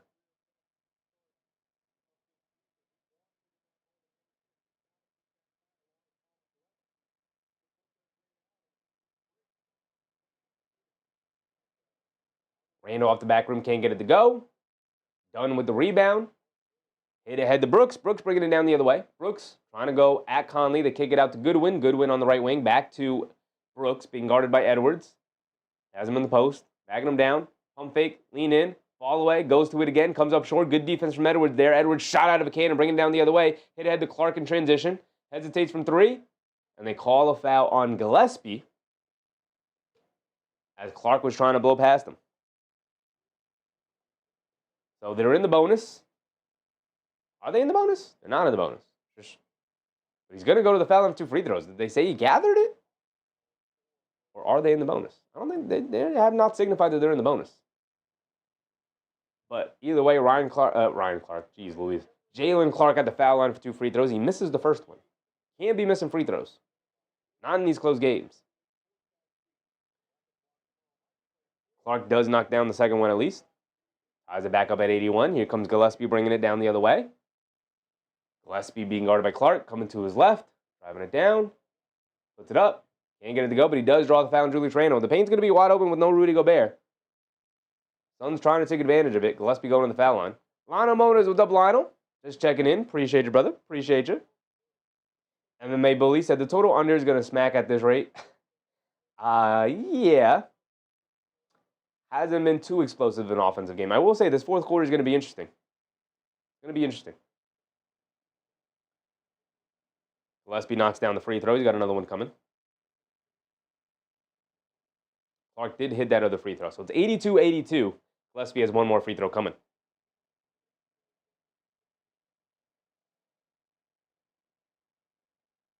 Gillespie goes 2 for 2 from the foul line.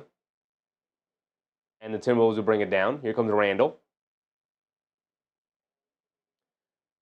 1:20 to go here in the third quarter. They hand it off to Clark, up top to Randle. Randle being guarded by Brooks.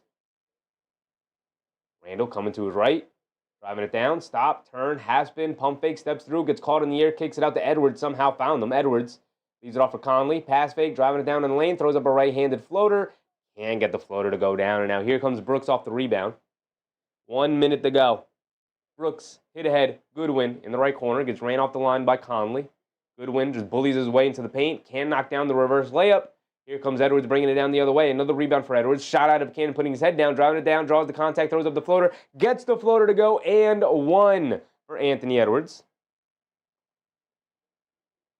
Edwards continuing to add to his total. 34 points now for Anthony Edwards, going to the foul line, trying to add 1 more.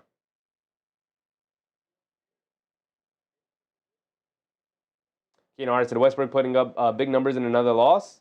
Triple-double. Viper said 6 RA. Edwards now 5 rebounds, 2 assists. 7. Got 7. Reese Gibbs and my boy Edwards. He's hooping tonight. Edwards does miss the free throw, though. And so here come the Suns. It's not going to help Not going to help him get to that 40 ball, but got a whole other quarter to go. Goodwin has it up top, coming to his left off the Iguodaro screen. Now crossing back over to his right. The dribbles it all the way back out to O'Neal. Now up top to Brooks. Shot clock winding down. Got to make something out of nothing. Brooks behind his back, coming to his right. Leans in. Fall away foul line jumper for Dillon Brooks. This guy's suddenly unguardable from the mid-range. This guy suddenly can never miss a mid-range shot again. I love it. I'm loving it. 83 or 84 to 84. Forgot to give Edwards that floater. Conley gets back to Edwards. Edwards up top. 10 seconds to go. 5 seconds to go. Edwards in and out dribble. Gets it over to Reid. Pass fake. Puts up the three at the buzzer. Can't get it to go too long. Battle for the rebound. Knocked out of bounds. And I think they're just going to rule at the end of the third. And that will be the end of our third quarter. Pretty good game so far. We're tied up at 84 going into the fourth. Throw 12 minutes up on the clock. May the best team win. No Rudy Gobert. No Devin Booker. No Jalen Green, who they haven't had all year long. Mark, what's up, Mark? Kinar said, nice game at an Emhard. Go around the league a little bit then. Go around the league. We got some games that have wrapped up. We can check out the box scores. We got a couple minutes here before the fourth quarter starts. So, Kinar said, I was happy for us. Jokic rehabbed his name after the LeBron slander. I mean, he was just weird. I don't know if he rehabbed his name in Denver. There's a reason why he's not wearing a Denver Nuggets uniform anymore, my brother.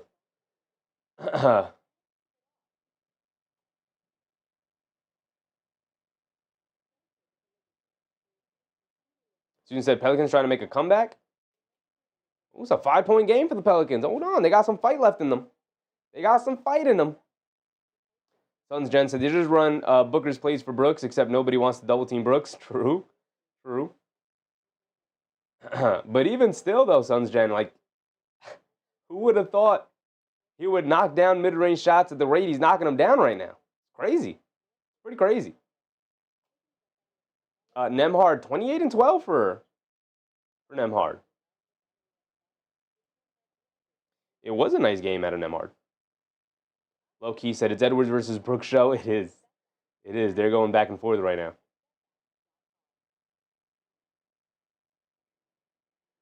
Westbrook, 24, 13, and 14 for him. 3 turnovers, 2 steals, and a block. Really good night for Russell Westbrook. Came in a loss, unfortunately, for him. Malik Monk played 9 minutes, 0 points, 0 for 5 from the field. Is he washed? Didn't he win 6th Man of the Year at one point? Is he washed?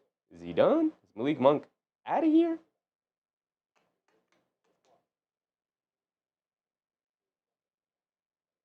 Andrew Nembhard, 10 for 18 from the field, knocked down 2 threes, 28 points, 12 assists. Turnovers, only 3 turnovers. Nice game out of him. Very nice game out of him. Siakam, 23. Jay Huff with 8. How many blocks? 4 blocks for Jay Huff.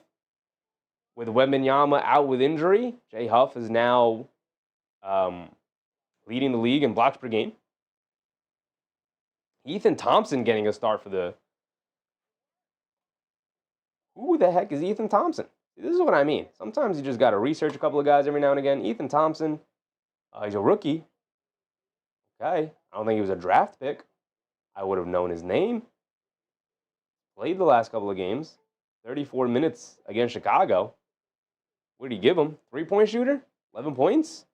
60% from 3? What's that? 3 for 5 from 3? Oof.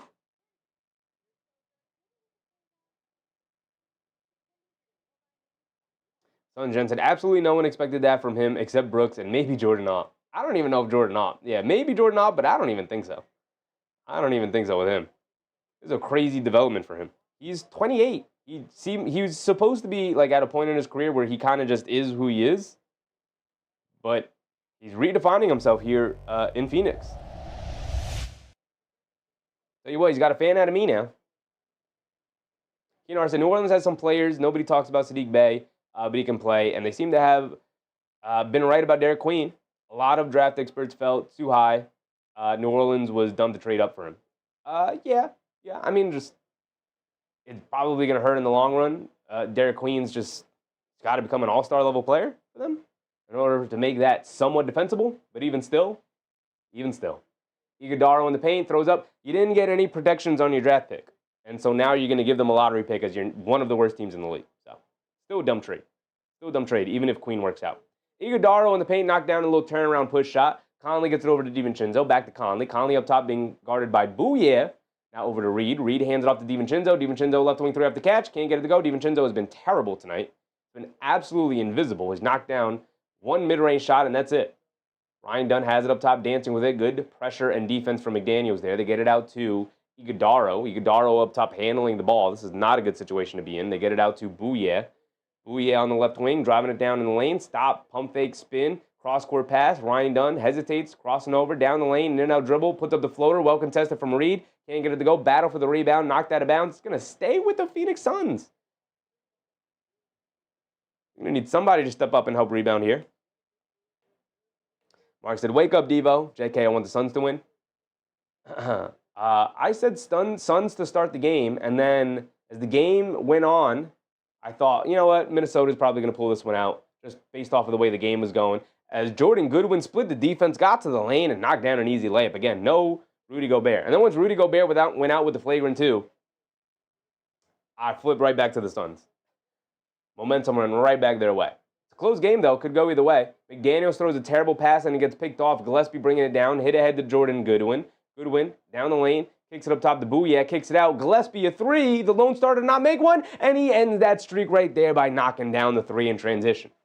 And a timeout for the Timberwolves. And this is what I was afraid of for the Minnesota Timberwolves here in this fourth quarter.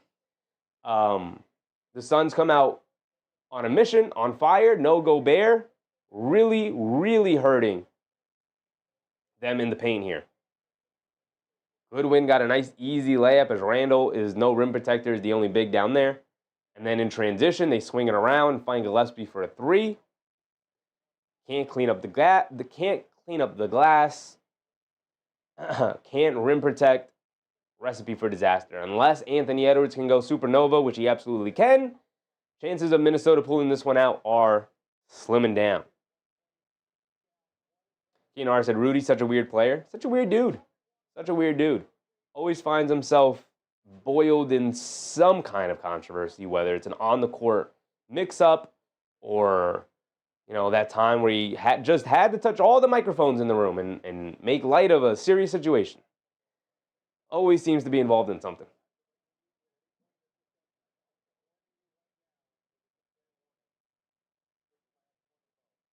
Kinar said Randle had a good playoffs last year. He did. He did. I mean, he didn't end it all that strong, but he had a good overall playoff run. He did.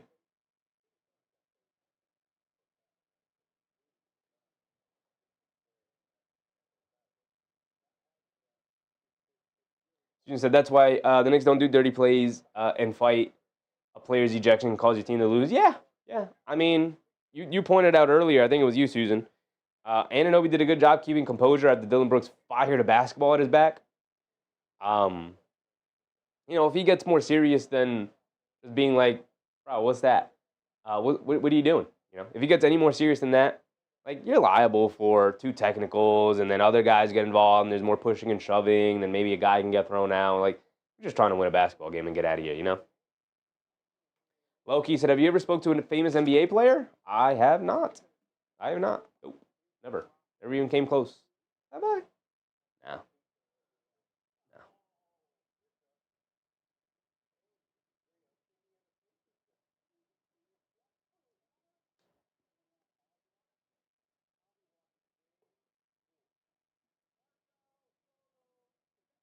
You know, so I guess we were forgetting about Ewing getting ejected that series. Yet another disaster for us. Yeah. I don't know who's forgetting about it, though, brother. Just stop reminding us. Mark said, I've talked to previous NBA players. Cool.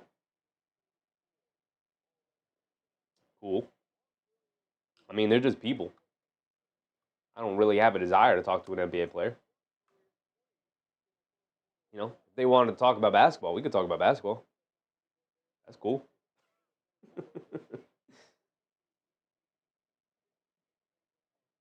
You know, I said Jeff Van Gundy's still hanging on his back. Yeah. Yeah. Like I said, brother, let's leave that in the past. I'm trying to win a championship this year. Let's just focus on that. Come on, man.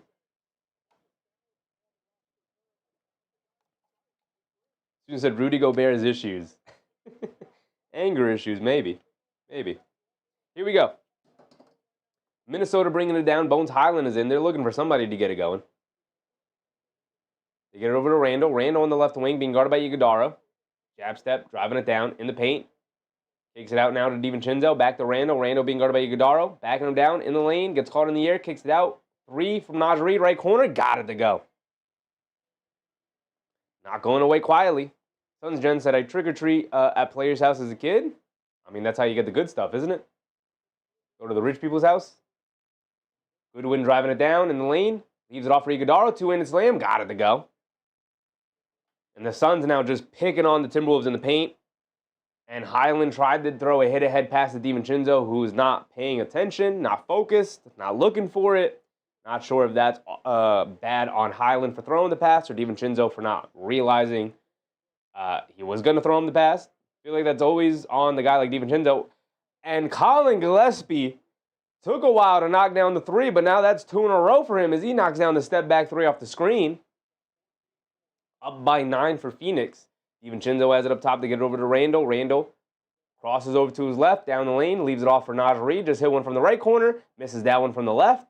Iguodala with the rebound. He's going to bring it down now. Iguodala hit ahead to Dunn. Dunn crosses over, has it up top on the right wing. Now over to Jordan Goodwin. Goodwin on the right wing, dancing with it, being guarded by Reid. Coming to his left, down the lane, scoop layup. Got it to go. Quick move from Jordan Goodwin, just beating the big man Naz Reid off the bounce. And now that is an 11-point lead for the Phoenix Suns, threatening to run away with it. They have now taken the largest lead of the game, leading by double figures. They get it over to DiVincenzo. DiVincenzo being guarded by Dunn. DiVincenzo driving it down behind the back in the paint, kicks it out. Highland pump fakes, drives it down, throws up the floater, got it to go. He's looking for a foul, doesn't get it. And here come the Suns bringing it down the other way. 98-89 with 8 minutes to go. They get it over to Iguodala, over to Goodwin in the corner, mishandles it. And Jordan Goodwin couldn't save as he's out of bounds. Ball going back to Timberwolves. Timberwolves down by 9. Time amount to come back.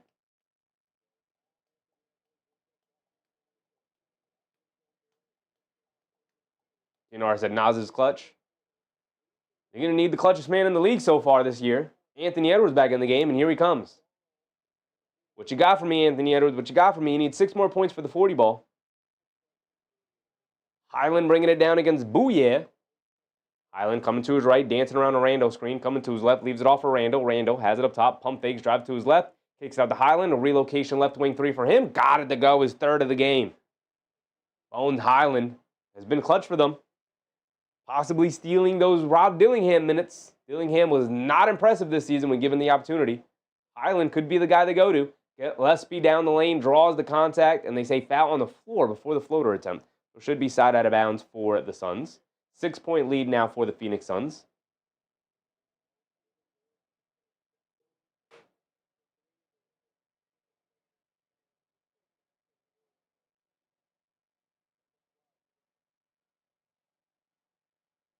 Get it up top to, is that Iguodala? Iguodala has it up top. He's going to dance with it against Edwards. Okay, weird. But now they get it over to Goodwin. Goodwin against Edwards, coming to his left. Step back, hesitates. Good defense from Edwards. Settles for the mid-range fall-away jumper. Comes up short, can't get it to go. Battle for the loose ball rebound. Highland ends up with it. Good battle from McDaniels to keep it alive. Highland crosses over to his right, shot out of a cannon in the lane. Tries to kick it in the corner. Ball gets knocked loose and then kicked out of bounds. And they're going to say off of the Minnesota Timberwolves. I don't know about that. It looked like it was off the Suns. But the Timberwolves don't have a challenge. They lost it earlier in the game. All going back. All going back to the Suns here.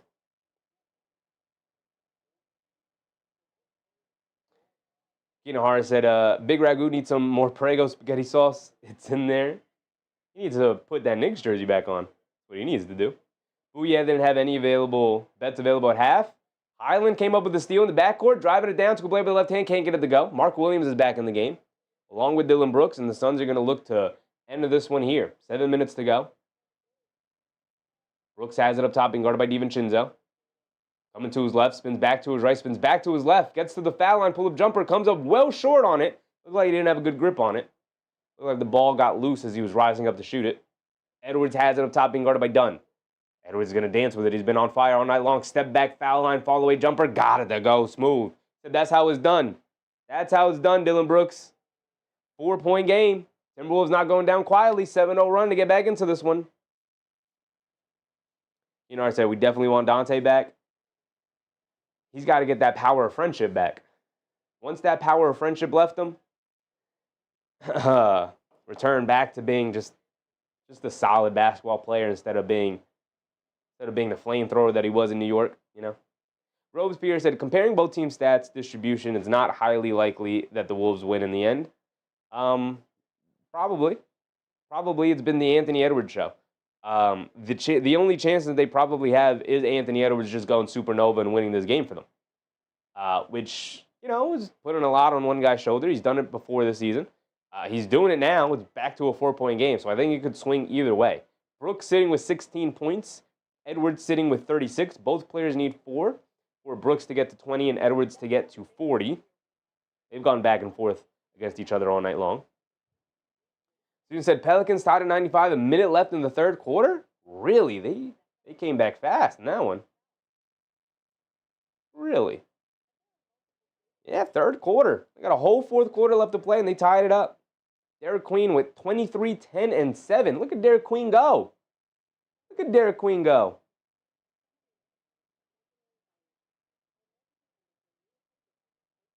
Tomorrow we only have the 2 games. The NBA Cup quarterfinals. Heat taking on the Magic. Magic without Franz. Oh, we have a Franz Wagner update, by the way, guys. If anybody was interested, obviously we watched the Knicks Magic game last night, or yesterday afternoon, I should say. And Franz Wagner looked like he was going to be done for a while, man. That looked rough. That looked like a bad knee injury. And he's going to be out 2 to 4 weeks with a high ankle sprain. It's like, what? You what? All that hooting and hollering, all that rolling on the floor in pain, you telling me it's a high ankle sprain? Now, I've had high ankle sprain. That is no joke. That was the most painful ankle sprain I've ever had in my life, and I wore a boot for a month. I was not able to play basketball for a month. Jim, Natividad?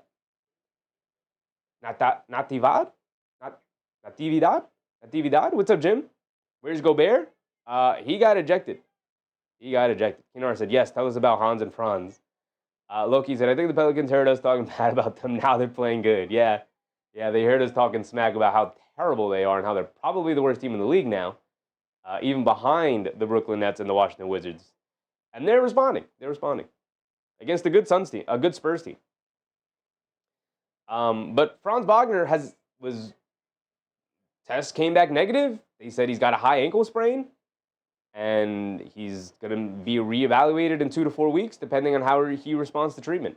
It's like, oh, I thought we were maybe talking about something torn. I thought at best a sprained knee was going to be it. High ankle sprain is literally like, I don't even understand how it's just a high ankle sprain. There's got to be something, it's got to be like a deep bone bruise in his knee as well or something, but because he went down holding his knee. He didn't hold the ankle. Here we go, though. We're back into it. Get our game cast back up. Brooks has it on the right wing. A dribble pull-up 3 of a Randle. Well short. Almost an air ball. Edwards picks it up and we're bringing it down the other way. Edwards has it up top. Dancing with it. Coming to his right. Crossing over to his left. He's got Gillespie on him. Stop, turn, half spade, fall away, hesitates, puts it up, comes up short on the mid-range fall-away jumper. Mark Williams with the rebound. Here comes Dillon Brooks. Brooks being picked up by McDaniels. Coming to his left. Good screen in the backcourt by Mark Williams. And allows Dillon Brooks to get all the way to the basket for the easy layup. That's all it took. That's all it took to get to the rim. No rim protection on the back line whatsoever. Having McDaniels having to guard out by the half-court line is probably not great. One screen and he's out of the play. Highland has it in the mid-range. Tried to hit the inside pass. Gets knocked out of the air. Now here comes Grayson Allen bringing it down the other way. Allen cross-court pass to Brooks. Brooks has it in the post against Bones Highland. Tries to kick it out. Gets knocked out of the air by DiVincenzo. Good defense from the Timberwolves. It's a 3-on-2 fast break. They leave it off for Devo. Back to Edwards. Edwards picked up by Brooks to get over to Randle. Randle being guarded by Royce O'Neal. Randle coming to his left. Driving it down in the lane. Kicks it out in the corner. Highland wide open 3. Got it to go. The 4th made 3 from Bones Highland.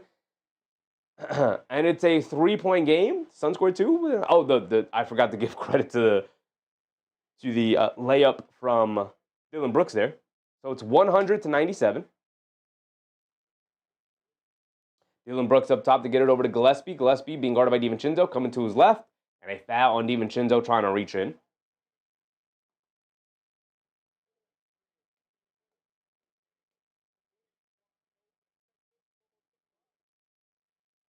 The high ankle is actually an injury to the membrane between the tibia and the fibula, which can be quite high up the leg and hurt even up to the knee. Interesting. Gillespie dancing with it, crossing over to his right, fends off of McDaniels, puts up the straightaway three. Oh, Colin Gillespie said, Jaden McDaniels, I don't care how good you are at defense. Get off of me. Eat this three, brother. Edwards has it up top, coming to his right off the Randle screen. Snakes it, hands it back off the Randle. He pump fakes, gets Mark Williams in the air, driving it down. Randle draws the foul. He's going to go to the foul line for 2 free throws. Suns Jensen, Gillespie is a menace. I didn't know he had this kind of game, man. I remember watching him in Villanova thinking he might be an end-of-the-bench guy, like 15th man on the roster. I didn't think he had NBA potential all that much at all. He proved me wrong, that's for sure.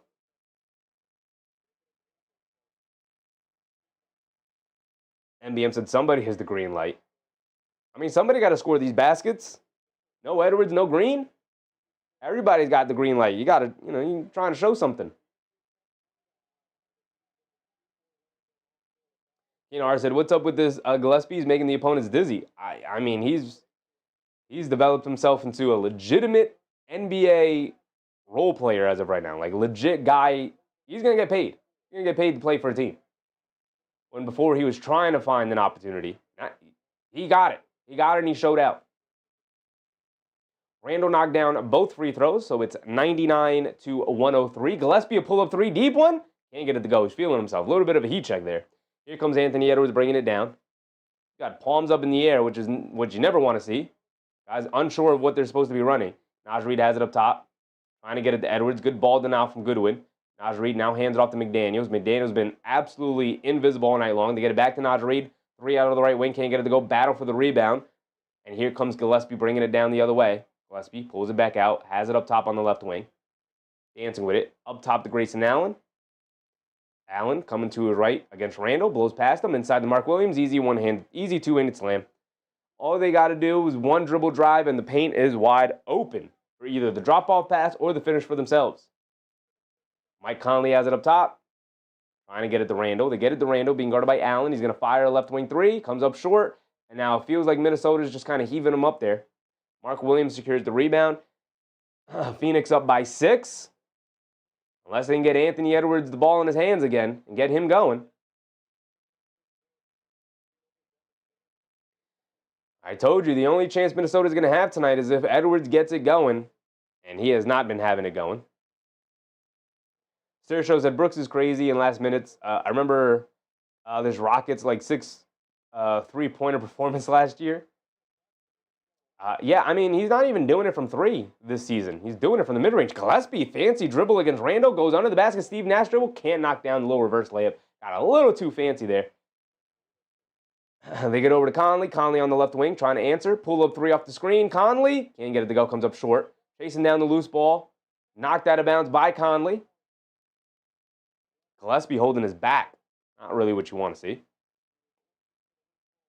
Rose Pierre said, Reed's bad night is the loss. Well, it's funny you bring that up, Rose Pierre, because I talked about it in the pregame, that Naz Reid is often the barometer for the Minnesota Timberwolves. If he has a good game, Minnesota typically as a team is playing well. If he has a bad game, Minnesota is typically not playing well, playing very poorly, actually. Grayson Allen has it up top, spins against Conley down the lane, draws the contact. He's going to go to the foul line for 2 free throws.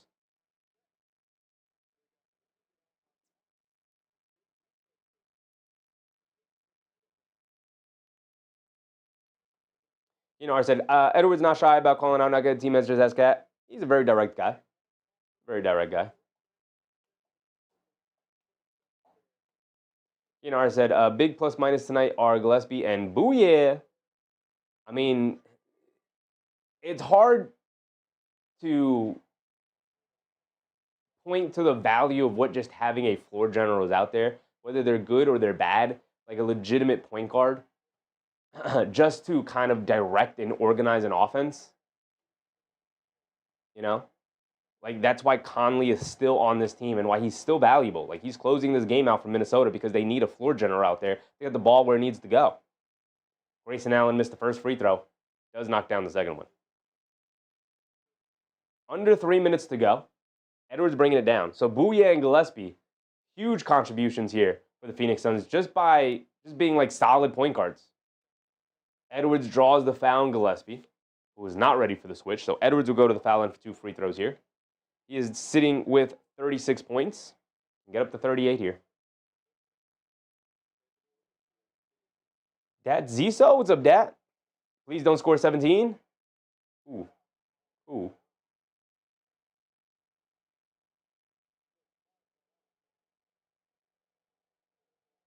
Just that's a low scoring from the benches.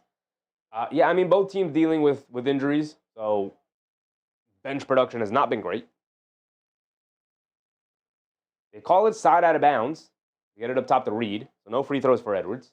Reid hands it off to McDaniels. Get it back to Reid in the post. Guarded by Allen, swings through along the baseline.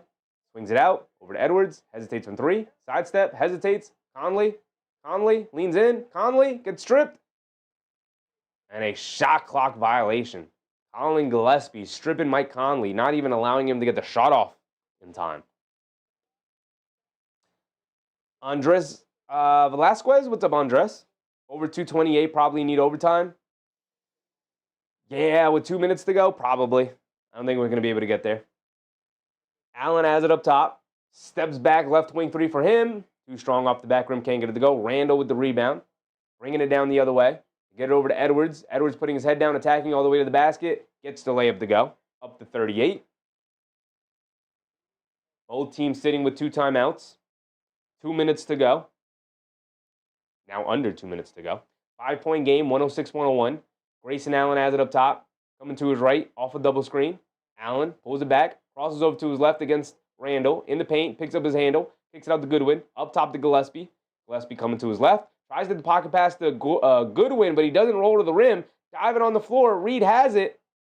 And a timeout for the Timberwolves trying to save the possession. 1:39 to go. They forced a turnover there. Could be a big spot there. Gillespie threw a pocket pass to Goodwin, but Goodwin was not expecting it. And didn't even roll to the rim.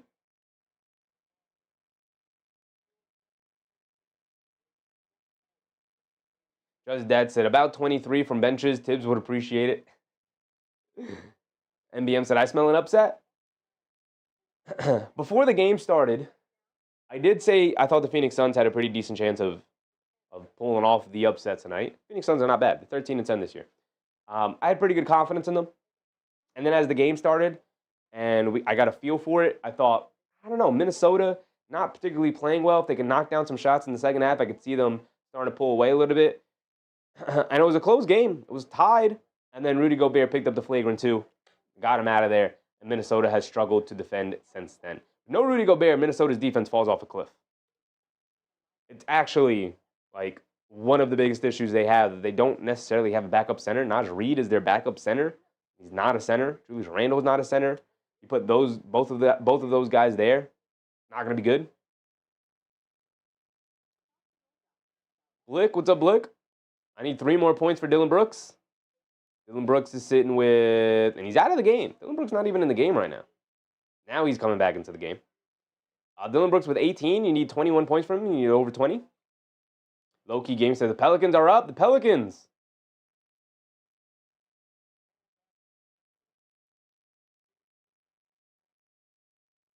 Up 108-107. 9 minutes to go in the fourth quarter. They pulled all the way back to even take the lead. Derek Queen sitting with 25, 10, and 8. Look at Derek Queen go.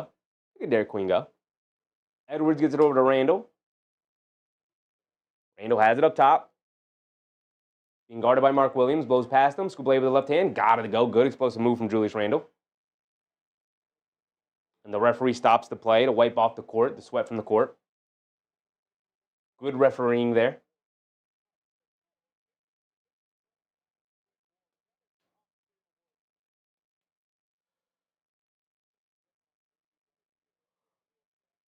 Reid just slipped on the floor. What caught the ref's attention there.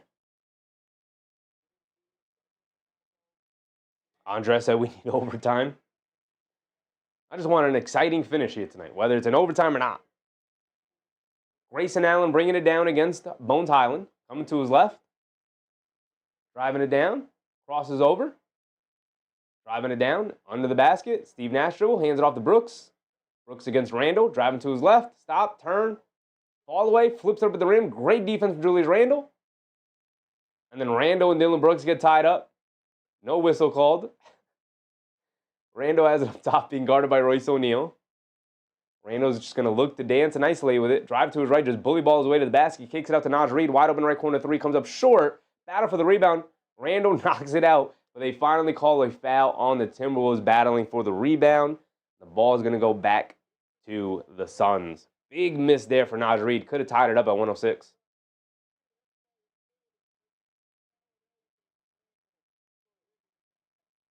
MBM said Randle had the shot. He did have the shot. He did.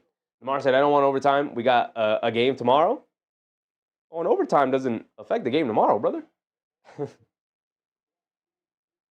40 seconds to go. Gillespie has it up top, being guarded by McDaniels. That is respect right there. They think Colin Gillespie is the most dangerous man on the court. They put McDaniels on him. Highland switched on to Gillespie now. Stop, turn, fall away jumper in the paint. Comes up short. Edwards with a rebound. Anthony Edwards, 9 rebounds now. He got the 9 rebounds and assists because he also has 2 assists. Edwards has it, leaves it off for Reid. Shot clock, game clock winding down. They need a 3. Highland has it in his hands. Now they get it over to Edwards. Okay, Edwards driving it down, loses the handle, picks it up, drives it down, gets the layup to go. They just gave it to him. That's a 40 ball. That's a 40 ball for him. A 1-point game with 8.9 to go. Got to stop the timer. Got 1 second to go. So 8.9 on the clock here in the game. 1-point game. The Phoenix Suns will have the ball back.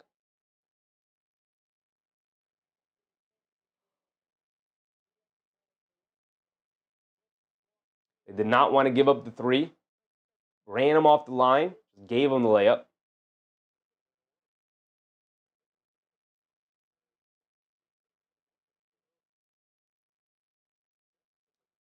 So a timeout for the Suns. Want to make sure they can inbound the ball properly.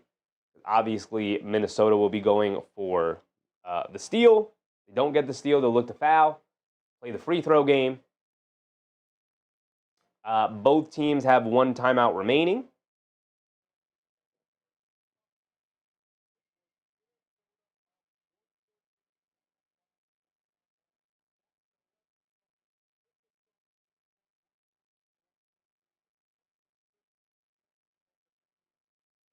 They're showing the last time these two teams played, Gillespie was the guy who hit the shot at the end to give them the lead that ended up winning them the game. Antonio said, who do you have winning? I mean, pretty decent chance Phoenix wins, considering they're up 1 with 9 seconds to go.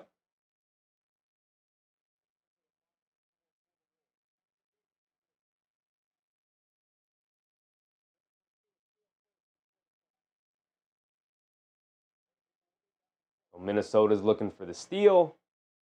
They get it into Gillespie, running away, and ultimately fouled. 6.3 on the clock. About 2 seconds, 2.5 seconds ticked off. Gillespie going to the foul line for 2 free throws. Could be the man to ice it. DiVincenzo dove for that steal. Couldn't get it, man. He was close. He was close. So Gillespie's at the foul line for 2. MBM said smart play. Yeah, he could have took the layup, but obviously you want to wind down as much time as possible. He knocks down the first free throw.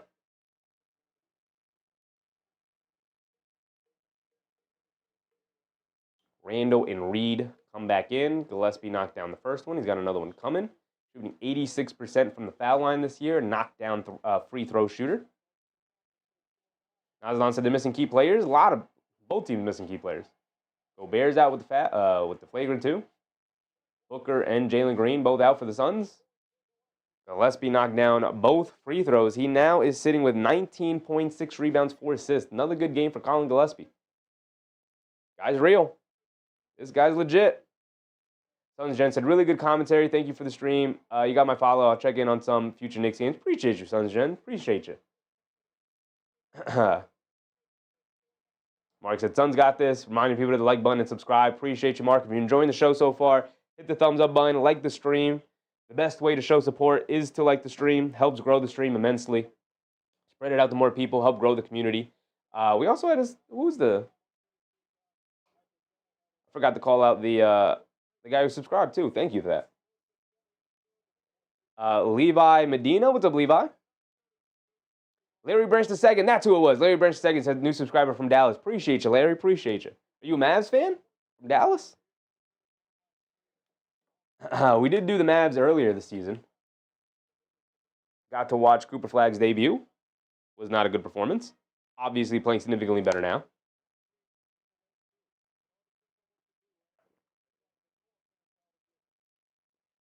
Three-point game. 108, 105, 6 seconds to go. Timberwolves have the ball. I think it's fairly obvious. We're going to go to Anthony Edwards, who has 40 points so far tonight.